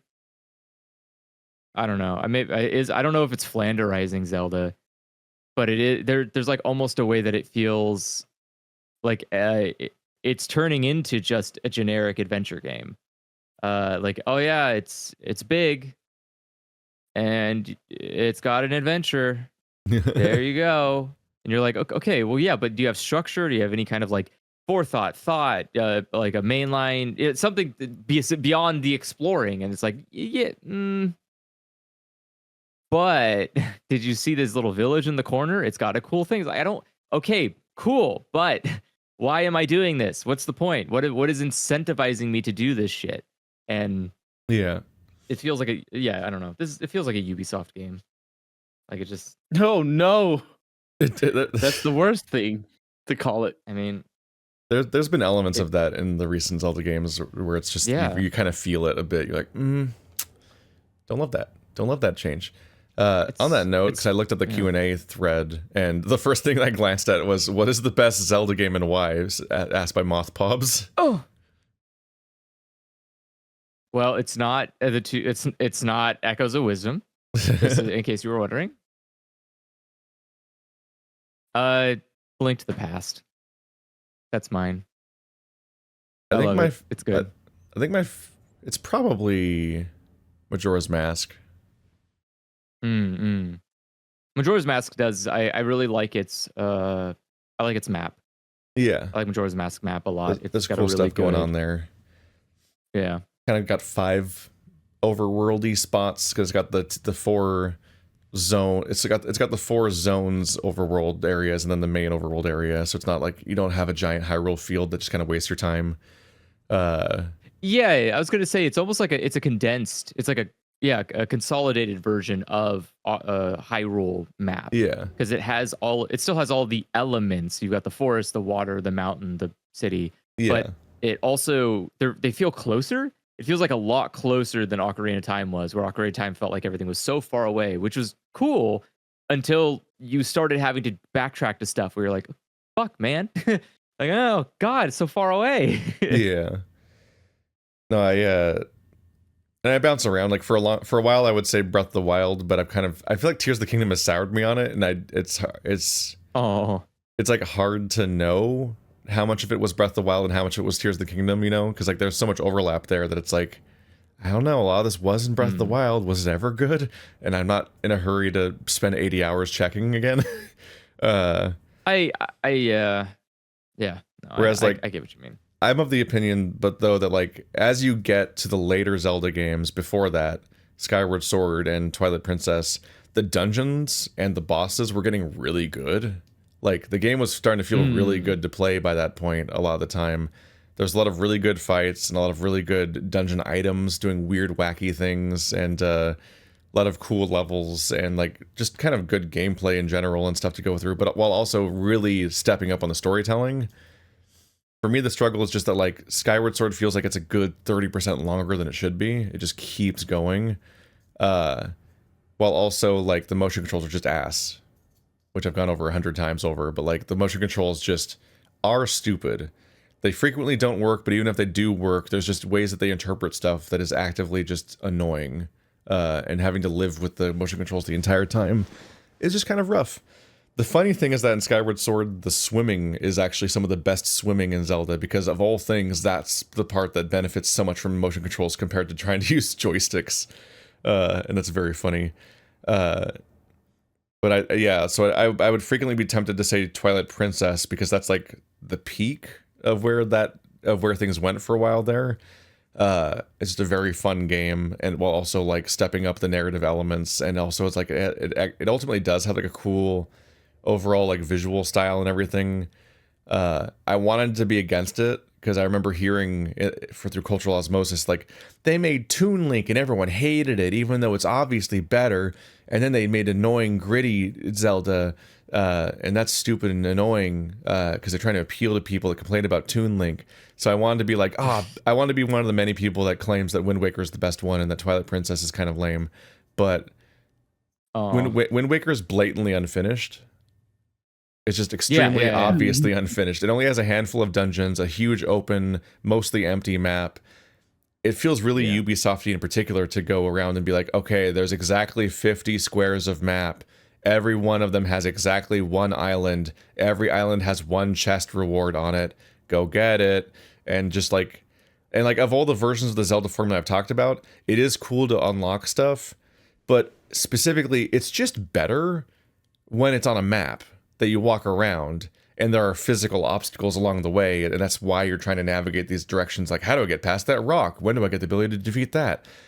Just having a giant open ocean of empty nothingness where you just navigate to 50 completely isolated islands that have one obstacle on them and be like, oh, that one's got a fire circle on it. I can't go there until I get the anti-fire boots or something. And then just remembering, square 7D, can't go there until I have that item. And then you just ignore that square until then. It's completely isolated and not part of a larger world that's interconnected in any way. That sucks. The Wind Waker map sucks. I don't know why anyone likes it, but the fact that the content on the map itself is not... The map idea is a bad idea because of how they didn't make a continent or like zones in a more reasonable way. They literally just made it tiny islands. That sucks already, but then the actual content on them mostly sucks too, because it's just not interesting to interact with. But then once you reach the Triforce hunt, and it's like time for the end game, the game blatantly just didn't. They were blatantly just running out of resources, and they just didn't make much more game. So they just come up with a bunch of really lame challenges for you to do on a scavenger hunt in a sort of busy work way, where you essentially run out of. You see like no new mechanics, no new enemies, no new stuff at all through that entire chunk of the game until the ending. Like, they just ran out of stuff. And it's just really blatant how the game just kind of runs out of steam and falls apart. To the point where it's kind of sad that these games get remakes and the remakes don't like polish them up in those kinds of ways. Like, they don't hey, let's add the dungeon that we planned and never got to do. And like, cause like you could feel the scrapped dungeons. It just seems obvious. It's like Skyward Sword and Wind Waker are so compromised and iffy in so many ways that's like I have to give it to when I'm talking about that era of games, I inherently go like, yeah, Twilight Princess is the best one because it's really polished, it's finished, it's great all the way through, really. But then Majora's Mask is such a little freak that I love it. I love that it's a little freak, and it's like, we're going to commit to this full game 3-day cycle. You're going to time travel constantly and deal with that grit and like kind of like friction that like sort of annoys you as a player, but it's like, you got to deal with this, learn everyone's routines, figure out every little quest, and you're like, yeah, oh, this is, yes, I mean, I like what Majora's Mask is just too interesting. So it's like on the sort of like pathologic level, it's like the video game pathologic. I mean, not being pathological. On that kind of layer, I'm like, no, this is the cool one though. This one wins. This is the best one. I just wish that it didn't play like Ocarina of Time because N64 Zelda is hard to go back to control wise. Does the aiming or whatever? They all have Z. They all have technically have that on some level because Z locking or whatever the fuck it's called is just it's just lock on. It's just what Dark Souls technically has, except Dark Souls has a better camera when it does it because Zelda tries to be cinematic, so it lets everyone wander around and the camera doesn't follow them very directly. But like ultimately it's the same overall systems. It's not that. It's just the fact that like, you know, this shouldn't even be controversial, but criticizing Ocarina of Time on NA level is controversial. But shockingly, people have gotten better at making 3D games. So like just on a basic level, like your characters control better and the camera controls better. Just as a basic like on a base level in every video game made in modern year compared to like early 64 games. Like that's just obviously true. Like and like so when you play the really early 64 games like that, you're just like, man, all right. Fuck. Every now and then you're like, please just god damn it. Well, So, yeah. I didn't play any Zelda games, but I will still pick my coward. favorite. What? Not coward. I didn't. Have you ever played any of them? No, that's what I'm saying. I've never played any Zelda games. I'll pick my favorite, and it's Wind Waker because it looks the best, and y'all are wrong. So, there it is. Whoa. Okay. Have you ever noticed that the core gimmick that's advertised for each game is almost always the bad part? What? Wait, Well, say that again? What? It wasn't for the last one. Like you know how Tears of every the Zelda Kingdom. game has a gimmick. It's like half the time it's on the cover of the Sure. game, but it's like it's the Zelda where Yeah. you do this. It's the boat Zelda. It's the wolf Zelda. And Yeah, that's like always, Sonic. Sonic has Yeah. the same shit where it's like this But time I'm Sonic's a werewolf, and you're like, oh my god. but I'm just amused by the realization. I'm like, that's almost always the bad part of the game. Like the interesting thing, I mean- if anything, the interesting thing about Link Between Worlds is that it was cool. That you got turning into a painting and be like, oh, how does this change how I navigate the world? Was actually cool. Whereas like the bird in Skyward Sword Yeah. is bad, and the wolf in Twilight Princess is bad. Like I just complimented Twilight Princess, but every time you turn into a wolf, Yeah, the wolf sucks. the wolf gameplay Yeah. is bad because you just press the attack button over and over again. The mini game where you defeat 3 enemies in a weirder cage by doing some bullshit is bad. Yeah. The idea that your reward for buying the expensive like Wolf Link amiibo for the HD remake was that you get a fucking like 50 or 100 floor like Wolf Link combat dungeon. Sounds like a punishment. You're like, no. And like most everything about the wolf was largely bad. The wolf has bullshit Sonic the Hedgehog 3D game like jumping where you like, you know, like those parts of Sonic 06 where you just randomly can jump on a bunch of walls by pressing A over and over again, and he just like flies across the map. There's just parts there's random parts of Twilight Princess where you just have to stand in a specific spot as Wolf Link in order to continue, and some of them just aren't telegraphed because you have to like walk over here, turn into Wolf Link, or you're already Wolf Link. You have to stand there specifically, and then Midna will arbitrarily use her like grapple arm to like go up a wall, and sometimes they're outdoors, so you don't even know where the spot is, and you're like, oh, that's how you continue. Like it's garbage. I already said why the boat is bad in Link's in Wind Waker. It's like it's really consistent. It's almost always the worst part of the game. I don't know. Maybe 50% Spirit agree Tracks with you. is amazing. I'll find out when I get to it. Okay, so here's the thing: is that I 50% agree with you because that is the main gamble. That is the main dice roll that's going on in a Zelda game. Is that they take a mechanic, a new gimmick, shake it really hard, and throw it at you and see what happens. And like again, Echoes of Wisdom, you can summon anything. Cool. Tears of the Kingdom, you can build anything.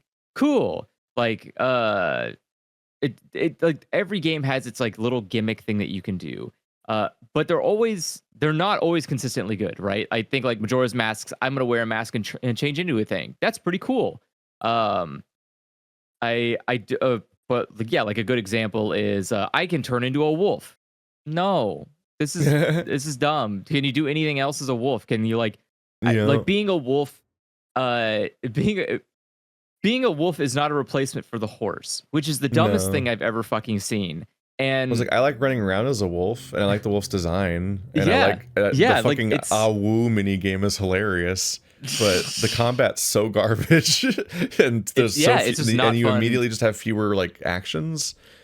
So you're just playing as a guy that has to do this awkward linear level where you collect these stupid roots, these beans, and then Yep. If you miss one of them, you just have to do the whole loop again and figure out where the one that you missed was usually. And there's just awkward spots where you can press the jump button to do a super jump a few times in a row. And if you don't see the telegraphing, then you're confused about what to do. And that's like the entirety of Wolflink. Like he's just so shallowly implemented. He doesn't have unique mechanics. There's no reason that you'd want to be Wolflink during normal gameplay, and you can't be Wolflink. So it's like it's just not another tool in your toolkit. It's just there are Wolflink levels, akin to like how there are Werehog levels in Sonic Unleashed. Correct. Yeah. Like that's my hot take. Twilight Princess is Sonic Unleashed of Zelda. They're just It arbitrarily is. like, here's the two modes is. of play. They will never mix. They're oil and water, and you're just forced to do them in this linear sequence of orders. Like this is how the game is laid out. That's just how you have to play it. And that's my favorite. And that's one of my favorite ones. That's how I will say, but yeah, I agree. it's not really a gimmick, ahead. but I when I first saw pictures of Hints of Wisdom, what's the name of the Echoes of game? Wisdom. I struggle to remember the name of it. I Yeah, only I know remember it it's now because Wisdom. I've had to look up the name of the game every time I've typed it in while naming the videos, and I'm like, okay, I finally got it. Wow, that's brutal. But yeah, when I saw the first saw pictures, I was like, oh, that looks really cool. And then I looked at it in detail, and it's a diorama style, like It's doing framing, the which is tilt cool. shift photography stuff, which they did last time with Link's Awakening, I think too. Yeah, I like that, but the art style isn't diorama style. It's like Lego or whatever, like little toys.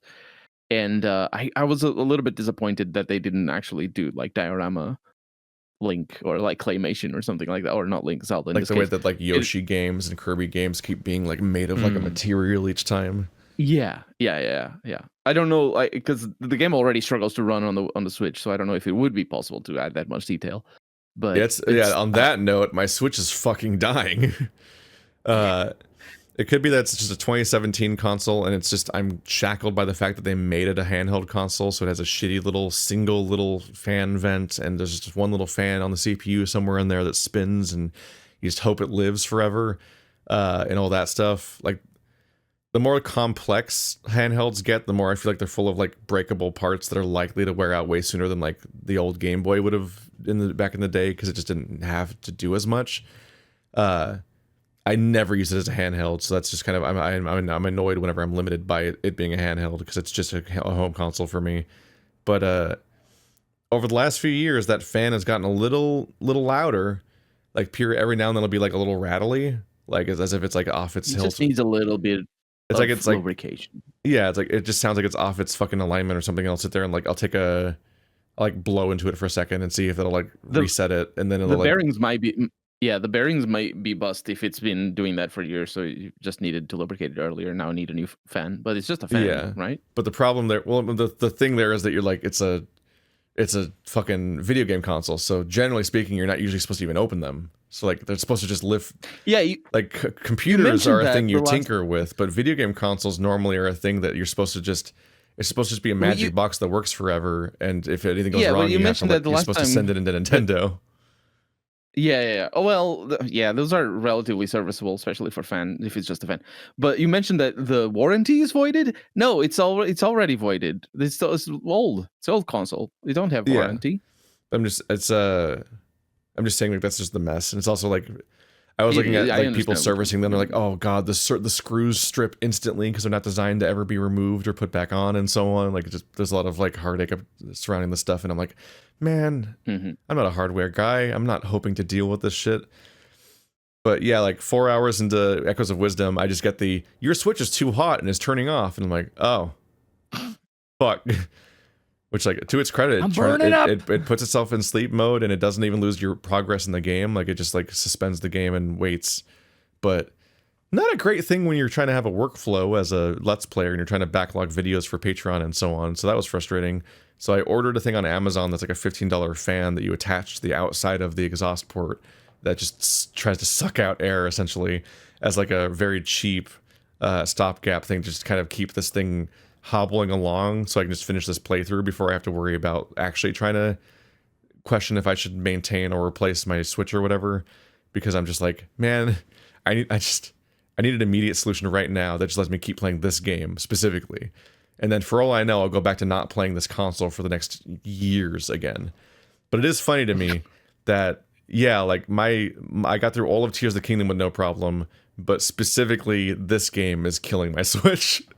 I'm amused by that fact. Like I've never actually seen I don't think I've ever seen my console do that before, and it's happened 3 times already in Echoes of Wisdom. And yeah, like it is like it does make my fan run on my thing. Like it seems to be very visually demanding with like the tricks it's doing with all of the blurring and the visual fidelity of what's going for. And from what I've heard, the game's pressing is generally making people's Switches struggle, and like even in docked mode, people are seeing like a lot of frame drops and stuff like that. Yep. I get a shit ton of frame drops, and I was like, wow, this is not this should not be happening for the quality or the what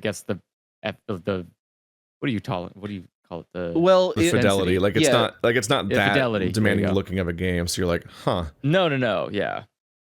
And I know the Switch is old, but like, but Link of the Past ran just fine. You wouldn't be able to tell though, because the sort of shading, the sort of shaders that they use for games like that, it's not really the geometry that is the most taxing for modern games, or even old hardware like the Switch. It's all the pixel shading and like texture. Sure, but this is the same. It looks the exact same as Link's Awakening. And I don't remember Link's Awakening running this badly. Maybe it's really chugging. Does it look exact? Oh, it might be in part because the game just lets you do crazy shit to some level. On some level, that Link's Awakening didn't have to account for because it was such a simpler game. Because they were remaking a Game Boy game, so like visually the fidelity was similar, but like under the hood there was just so much less going on in that game. It could be more CPU intensive. Yeah. Like. Because this is the modern post Tears of the Kingdom Zelda. They're trying to like make their unhinged engine do all sorts of shit all at once and stuff like that. But it's like at this point, it's like this is just like a sign for me that I'm like the Switch 2 can't come soon enough because this thing is old, and I don't think like it was already an outdated piece of hardware when it came out. But now they keep trying to make things get further along, like push the envelope technology wise, and it's like, okay, can we get hardware to go with that? What surprises me is that they're upscaling from below 720p into 720p image, and it's just like, wow, that is for the in handheld mode or something. Is handheld mode less than 720p or something? Yeah. It's so you can really see the pixels on screenshots taken there. I mean, you can see them anyway, but it's if you're sensitive about resolution, it doesn't look nearly. I suppose that is what carries the graphics, because the moment you upscale, you get into a higher resolution, you'll be able to see all the. There's a certain charm to lower definition graphics that allows it to retain. Yeah. So it's a mixture of everything. I don't know about the Switch 2 though. It's it feels. I don't know. I think they're setting themselves up for a Wii, not as bad as a Wii U fiasco as they had with the Wii U, but I think the Switch sold really well because it's a fundamentally different console for an audience that is fundamentally unserviced if it weren't for Nintendo. And I think the Wii served the same issue, or maybe not on purpose, but because they really had. The Wii was like just a great product all around and well marketed and stuff. But at the end of the day, they're consoles that have an appeal of their own. So if you have the Wii, why would you buy the Wii U unless you're like a mega fan? If you're not a mega fan, you have the Wii. That's it. And the Switch is kind of the same thing. You have the Switch, and why would you buy the Switch 2? You already have the Switch, unless you're already a mega fan. And it's Nintendo, so they'll only be releasing like their ultra exclusive games on the Switch 2. Every other publisher is going to make a Switch 1 version, because why would you market? Why would you split your? Well, the thing is, they're not supposed to be like the Wii U was not supposed to be the next Wii necessarily. It was just going to maintain compatibility with like having that like controller style as part of its like arsenal, but it was supposed to be a new console. It wasn't supposed to be like it was never supposed to be like the Xbox fucking Slim or whatever.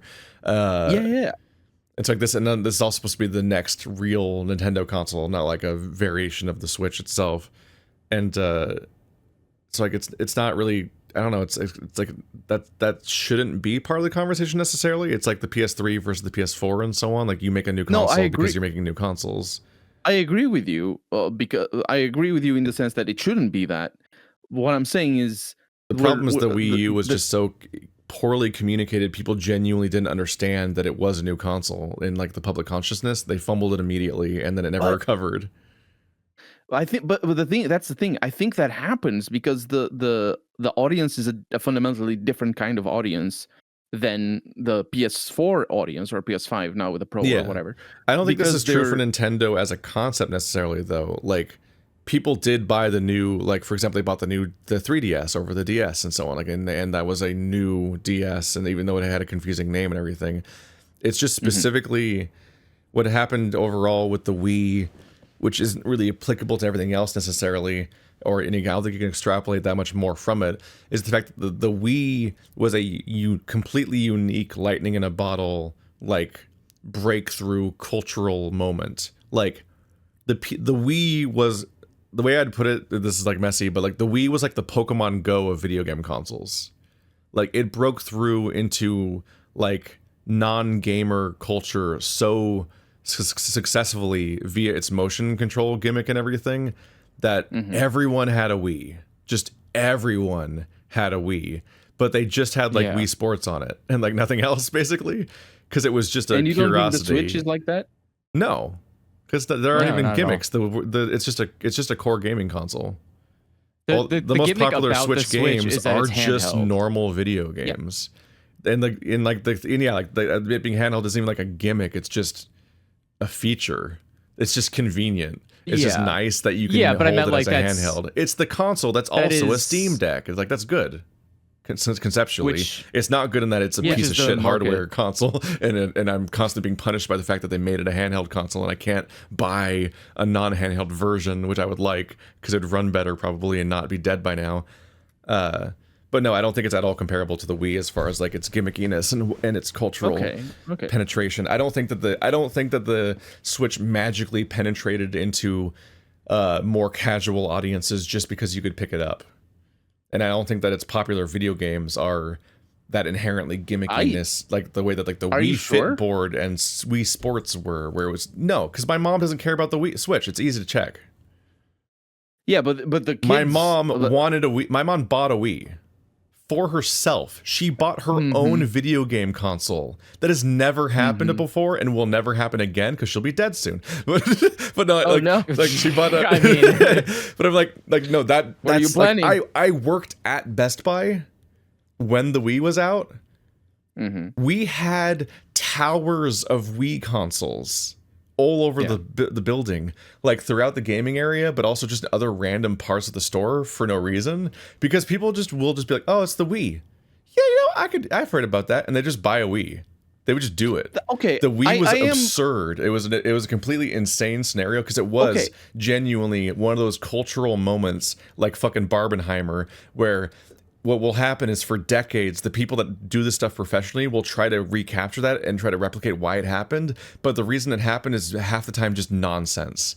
Like it's just I think people saw the Wii Sports enough and at other people's houses and were like, I want that too. And they would spend $300 getting a Wii and Wii Sports and a controller, play it for like a couple weeks, and then entertain their kids with it sometimes, and then forget about it. And so the problem is Nintendo could never get the Wii audience to buy video games at all. So I think because that audience didn't care, and because there was no through line, that's why they didn't buy the Wii U, and that's why they didn't. It just wasn't a real audience basically, and that's just not comparable to the Switch. I think we're looking at it from the same perspective. You obviously have a much closer, for many reasons, a much closer touch point with more people. So I'm basing myself more out of sort of a very flawed and skewed perception. But so I agree with you on the sort of cultural touch point and the sort of I think the power of somebody seeing a Wii in somebody's house and being like, that's neat, I kind of want that, and they go out and buy it. That's very crucial to the Wii's success, and that's any company wants that, obviously. But I also think the Switch has that, because you go you go on an airplane and there's somebody playing a Switch and they're colorful controllers. You immediately notice them and you're like, oh, that's cool. I look at that. It's a big screen. I want that. And it's the same. It's the same phenomenon. I mean, obviously, Yeah, but it's not offering from- anything new. it's true. It's just a true. handheld But let console, me- which we've had for decades, and it's also just a different But- version of playing phone games. But you're also talking in a way that kind of makes it sound that the Wii sold more than the Switch, which is not true. The Switch, Yeah, sold but the like Wii 50% specifically more. sold on a nightmare level to people that don't buy video games specifically. Yeah, and that. So the would thing was is that contribute- I see the what you mean. Wii's the Wii's core audience was everyone. Like that, whereas most game consoles' core audiences are gamers, more- yeah, people who play video games. Where like the Wii became more like a DVD player, where everyone thought they needed to have one because it was this weird gimmicky entertainment device that everyone colloquially knew how to use, what to play on it, and at the same time didn't care that it was a game console. Like they weren't gamers, they weren't interested in like playing specific games on it. They just knew that everyone was playing Wii Sports on the Wii, and the only way to play Wii Sports was to buy the Wii to play it.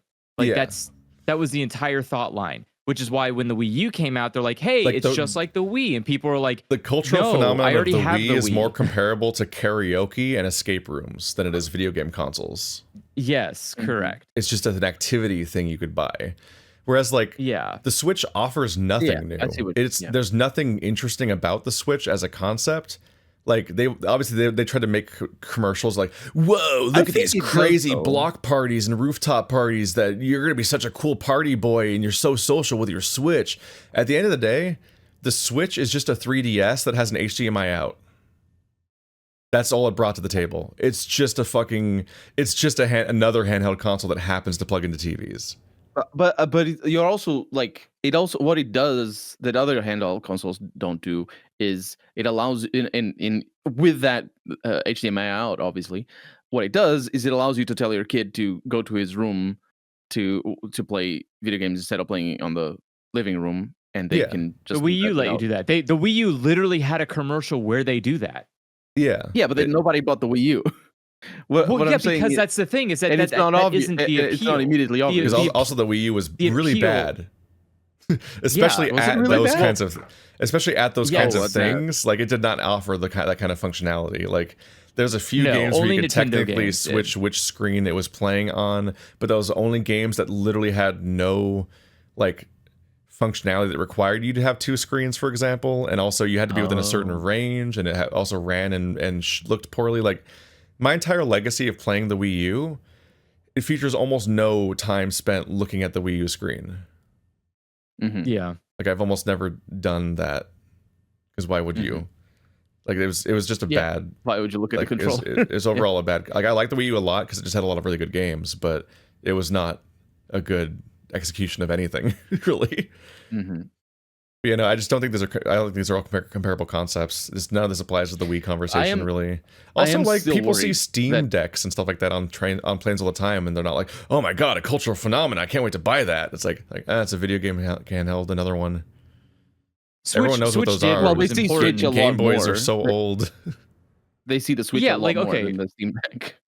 But you have to remember the Switch took over a market. The Switch like consumed its own most popular market, Yeah. which was the DS. So it said, hey, instead of doing this weird, dumb, shitty console thing and making a separate division for for like DS games and console games, why don't we just merge the two goddamn things together? People want portable games, but they also want to play Nintendo products. Here you go. Enjoy. Its I don't have success to is do very shit anymore. straightforwardly simple. They took both of their markets Yeah. and merged them into one console instead of making two consoles. And then they just had extremely strong first-party support right out the gate. Like just relatively early on, which you the had DS had. you had Breath of the Wild and Mario Odyssey, and they were just console sellers. It'd be like time to get the new Nintendo thing. Whereas like to this day, I'm still not sure why anyone would ever buy whatever the new Xbox is called that I'll never even learn the name of. Series X. What is a game I would buy it for? Even one. Can either of you name a single game on the Series X If you don't that count you'd buy PC, I the don't think console there's for? anything. Exactly. Well, Who okay, cares? so technically, I have a again, PS5 and I never use it. we do have to Well, have some. that's another level. We have to have some level of actual awareness of the world and recognize that not everyone has access to a PC. As us individuals, people with gaming PCs, no fucking reason. There is absolutely zero reason for you if you have a Yeah, comparable but I'm just saying, gaming like, PC but even to with that ever buy accounted an for, Xbox. there's just like not, there just haven't been like crazy Sure, you new could- things coming out that are exclusive to the new consoles, and even then, when they do come out, they're split between the two new consoles. So it's like which one? So like, Well, there's not a strong reason to get so- one. Whereas like the Switch is like, you need this for Breath of the Wild, and everyone's talking about Breath of the Wild. And importantly, people kept talking about Breath of the Wild for months. Whereas like when Starfield came out, they forgot a week later. Well, okay, so for No, but that's because Starfield sucks. Yeah. It's not. That's not on the. Yeah, but I'm saying like think the other. I'm saying like the console market has sucked for a while now outside of the Switch. Mhm. That's why people bought the Switch so much. It's also Yeah, the that's cheapest fair. one. Yeah, I mean it's the cheapest, and you can take it on. You can to- take it on planes and have it be your main console at home. Like it's I also- it's I have masterfully, a- straightforwardly a good idea makes to buy it. Yeah. I makes a also lot of have sense. someone made a portable dock for the Switch. So I have it fits inside of my pocket size dock that I can plug into the wall and plug a Switch into the TV anywhere in the world. So literally, like it is a fully portable console that you can just connect to a TV somewhere else really simply without bringing a whole giant docking station. It's perfect. It's a great console. The problem is that gaming companies like PlayStation and Microsoft can't sustain themselves by console exclusive alone. Not even close. Like even if each of them put 90% of their library as exclusives, they would still fail because the majority of gamers are on PC. So you need to have the games that you make also be available on PC, which is why Microsoft has been doing this for a while now, and Sony is doing this like constantly now. Since PS5, pretty much every game they've released, except for like very explicit console exclusives, have shown up on PC because they have to do that. There's no reason why you would at buy. this point. Like I don't know if games outsell on For PC Xbox, it compared is. to console. There's- On Xbox, it's probably that way. But like I think what happened to some extent is that this generation, the launch of the new consoles was just so bungled by COVID. Like there were so many supply line shortages and so much difficulty getting people to adopt to be able to even get the consoles to exist in the first place. And then for the people, since the market was limited, there was like limited incentive to make console exclusives because who's going to buy your game? Like is this real bad trap of video games being more expensive than ever before to make, while struggling to even literally have the platform exist for people to buy them on. So to some extent, it's like, I think adoption was weak this generation for that reason, and it's been slowly recovering, but not good enough. And so like when people make these big, expensive games, they're like, oh, well, we could finally cave and sell them to PC people because fuck, like we gotta get more. We want to make more money here, right? And like at some point, just the someone looked at an algorithm somewhere and was like, okay, it's finally time to cave because the concept of console exclusivity is not worth it right now because of these scenarios that are like the math finally tipped over enough for them to be like, okay, it's time to make Horizon a PC game and so on. Yeah, I mean, even I think a really good example is the new PS5 Pro. The idea that it's like a lot of the pieces are literally piecemeal tells me that there's probably this isn't a sustainable system. Like you can't just keep it, I don't know, like you have to convince a lot of people to buy a console for even just the console to be worth it. And on some level, I don't know why should you do that, I guess is the question. Like why should you do that? Because the only reason that you would want to spend the cost that it takes to buy these consoles, which are just micro PCs at this point, literally, functionally, and doing only like half of the shit a PC can do on them, like I don't know. I feel like for $700 you can get a fine gaming PC. Like, why are you buying a console? And if your argument is like I want to plug it to the computer, for $700 you can get a computer that is the size of a console and just have a computer. Like, Yeah. again, why are you? This is becoming unsustainable. Just make your games. Just put it all on PC. Give up. I would rather see like Xbox does. Rather just have like a marketplace app that you open up. It has all the Xbox games on it. You download them. Blah blah blah. Just like Steam. Everyone should just at some point accept that is. I would rather see hardware be cheaper than have to buy a weird proprietary hardware device that isn't even good at doing the one thing that it's supposed to do, which is play games anyways. It's just, I don't know. I will be ecstatic to see Switch 2 because it's just going to be another portable console, and then it's going to sell blazingly well, and then Microsoft and Sony are going to be like, what the actual fuck are we supposed to do here? No one buys these shit consoles we keep fucking making, and then they just give up. Just completely give up on the console market, throw it in the trash.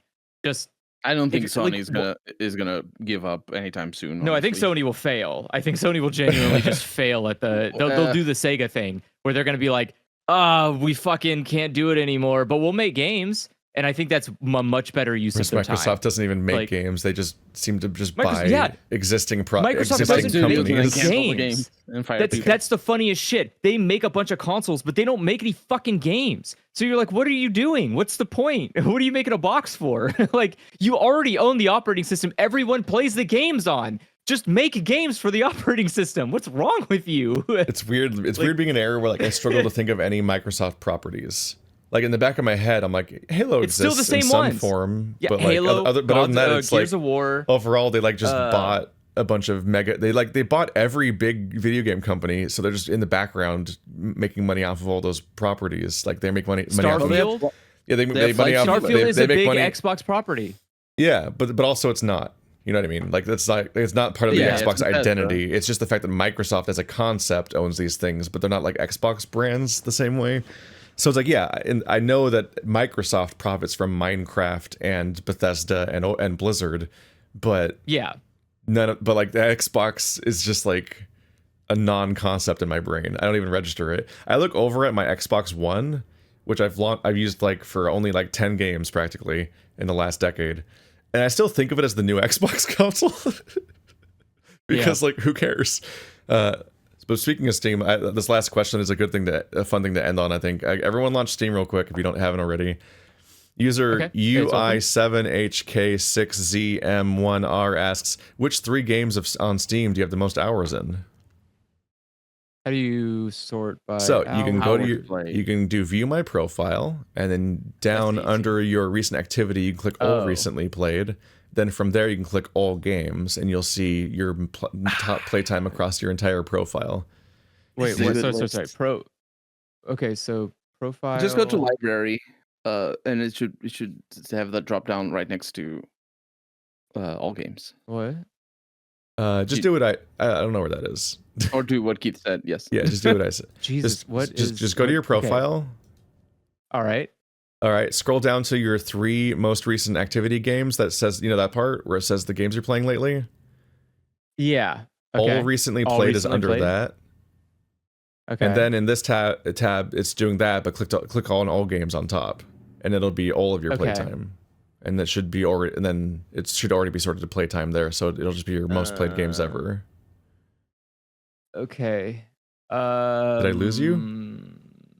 No, sorry. Some of these I have applications, so I'm like getting rid of the applications out of Steam. Oh, that makes sense. You buy, okay. Yeah, that would fuck I'm trying it up. To look at.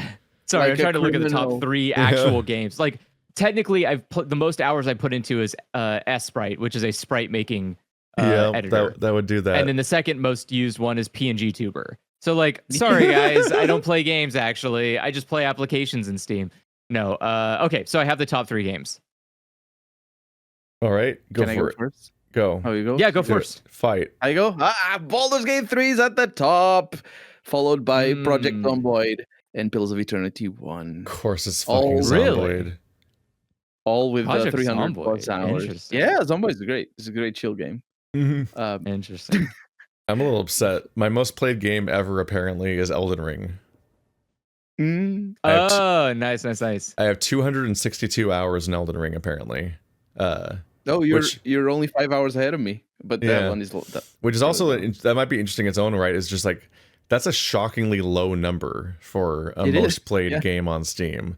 Like Yeah. everyone has been bragging about their 300 hours played in Bethesda games and whatnot since like 15 years ago. But I've never reached 300 hours on Steam ever, apparently, in any game. You're not a normal gamer, Keith. No. You have No, like I think- 5 times the average game library size. 300 I is think not it's- normal. I do bro. have over. I- I do have. It's very funny. I'm about to hit Kiribati, I 300 guess. If that's what it's called, right? I have 3,332 games in this tab. Yeah. Oh yeah. But yeah, I play. Yeah, so I play games for my channel almost exclusively. So I play them as long as it takes to beat them. Mostly, if I play games in the background, it's usually not for that long. So it's like oh, I'll finish this game up off screen for funsies or something. Yep. But like when you get down to it, every game that I would have played a ton of isn't on Steam because MMOs are not usually on Steam, or at least most of the ones that you would have. Like, why would you get the Steam version? That's just like the I would like this MMO to have 2 launchers, so I have to go through both of them. And there are competitive games on Steam, obviously, but the most popular, biggest competitive games are commonly on their own launchers for their particular company. I forgot about Overwatch. I have Yep, so 1,500 Overwatch hours is my- in So Overwatch. specifically, That's my top Overwatch is pick. not on here, crucially. That's my most played game. Yeah. So That's why, Overwatch is not on mine here. is- WoW's not on here. Satisfactory can't be ranked here because I have it on Epic. Oh, 'Cause it was- Minecraft is not here. I have Yep, easily Minecraft 1,000 and Satisfactory are both not on Steam. Or Satisfactory's on Yeah, Steam Steam now, is not but for like a- a year it wasn't. So I have it on What was Epic. the question? It's 3 most played games on Steam. So my first Okay, one is so they were Elden Ring asking for for our most 260 hours. Next one is Pillars of Eternity with 196 hours, which has to be That's some. surprising.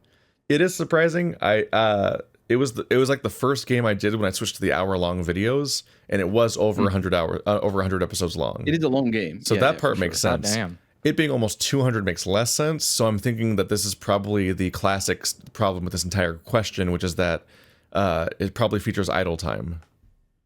Yes, it does feature idle time. Okay. And it does Like not feature anytime you play offline if you're playing offline. Which I Yeah, have so some of these games. it's wrong for multiple reasons. But yeah, like Yeah. I think I just left it running at some point, and that's probably why it's like it has bloated time. Because there's a number of reasons you would do that when you're just like recording one episode at a time, and then you like stop and you go don't know. like cook move. I'm talking about like as my like lifestyle of like working. Yeah, Yes. but Like, but I'm I've working beaten and the you- game. Go ahead. Sorry. Well, I'm saying I beat it. I played it once. That's the thing. I know how much I played it. It is It's like long, I yeah, didn't play it yeah, for 200 that's hours. The playthrough's not 200 hours, so I'm saying like I'm Oh, accounting you for that said it's time. Right. I thought it was 100 and something. Sorry. 196. Oh yeah. Okay. Yeah. You definitely. So have it's it like loaded, 'cause yeah. So I'm saying like oh, you tab out to make a 315. thumbnail, you tab out to read comments, you start Yeah. eating food or other stuff, and then you go back to your next episode to record. Like there's just a lot of It doesn't let you downtime save that can happen. It doesn't.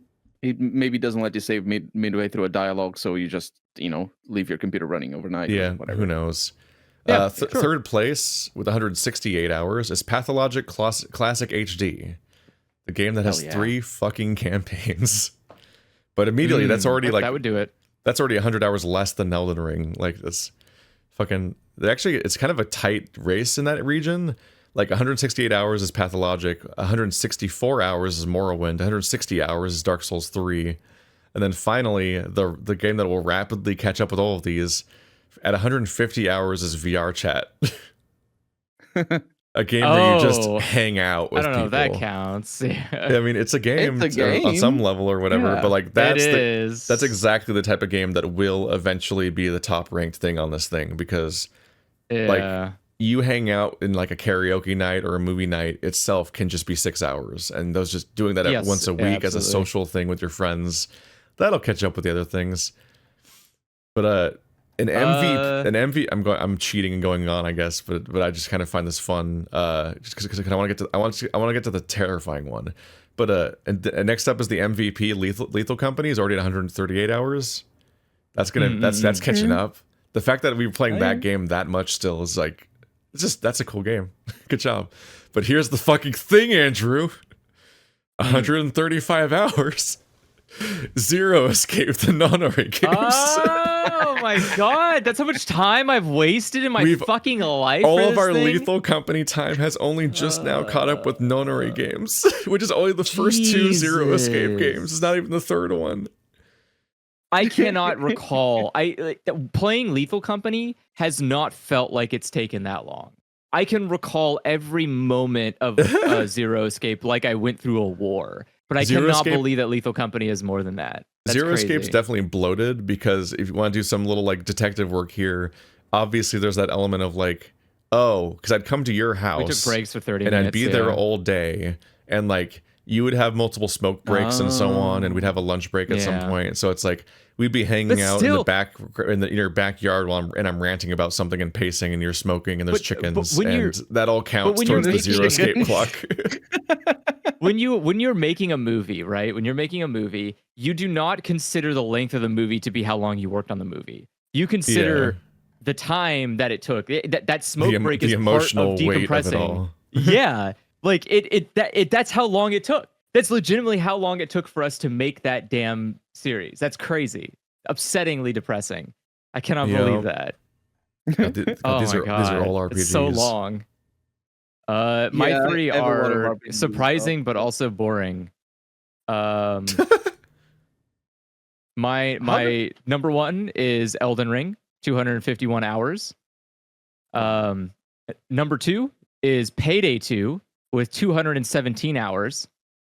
And then number three is Lethal Company with 149 hours. Yeah.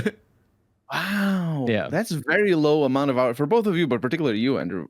For the third most but played game. Andrew likes platformers.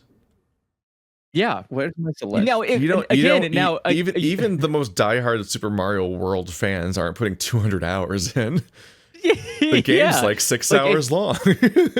How many times do you have to replay it? I also play a lot of games in a lot of different areas, not just Steam. I have a shit ton of games in Epic. I have a shit ton of games in on that's like where Nintendo. My Celeste is actually. It's on Epic. Yeah. So like that's the thing. It's like I have a ton of time. Oh God, we're not even including like WoW and Overwatch, which are probably the two top games in my entire life. My most played game WoW ever is like well over. Yeah, WoW is well over 1,000 hours for me, and I think you want to talk about AFK idle time or chatting and social stuff, like or whether or not VR chat counts or whatever. Fucking, I had Final Fantasy? I had one rogue Final in Fantasy World of Warcraft. 14 isn't on here. No, it's not. I had one rogue in World of Warcraft that whenever I typed /played, it said 300 days. And that was back when that was back when I played the game in 2009. That doesn't count any of the new playthroughs of WoW I've done for YouTube and stuff and everything like that, or when I came back and raided with Marty. That's a fucking lot, man. And like that's obviously not me actively playing WoW. First of all, it's just one character, so it's like absurd. But like, that was only one expansion worth of raiding. Like I just leveled him up during vanilla, and then I raided with him in Burning Crusade, and that was the entirety of that character's lifespan. That's just me being a high school student and just having WoW open all the time to talk with my friends while I'm doing homework or watching shows, or just like it's just I'm just always playing WoW on some level. It's me AFKing in Battlegrounds to grind resources that I'm not actually contributing to while I'm doing other things. It's like it's all garbage. /played is inherently a damaged concept. But anyway, that's been this week's Dialogue Choices podcast, everybody. I'm no longer asking people to email us questions because no one does it that way. So I don't know. If you want to ask questions, you go to my community tab and you scroll down to the last time I posted about asking questions, because I don't always do it every week, and because it's often just a backlog. So I just scroll down to the last post and read more of those each time, and then when I'm kind of running out, I then ask again for the next week. That's the rhythm. He's asking again. I mean, we've been through almost none of last week's questions. Because that's true. I did the post last week. Especially since today we were mostly talking about Zelda, so I only asked 2 of them. But that seems to work better. I try to specify, hey, they're not furries, because people keep asking stuff about my persona, or asking questions about furry visual novels, or asking stuff about the furry fandom, and I'm like, okay, this is supposed to be a questions for the class, not just me. So I'm trying to remind people not to just ask me questions here. If you want to ask me questions, I have a Patreon Q&A. So go on my Patreon and ask me questions directly, and I'll give you the most exhausting, boring-ass ramble for 40 minutes about furry minutia you want. But it's boring to do it here.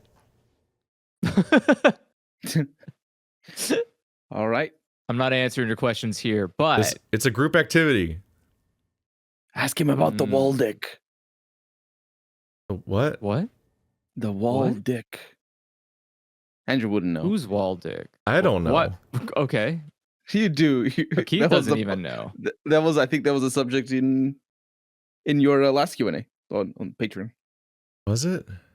It was. Why are you talking about Either wall way. dicks? I have no We have idea to what go. he's We have to talking go. about. We're out of time. All right. We're empty. Bye. We're out of time. Everyone guess what the Bye. wall dick is Bye. in the comments to boost the algorithm of this video. And it's not one of those things that I do. Dance I'm not for making me, it up. comment Anyway. monkeys. Anyway, bye. All right. Bye bye.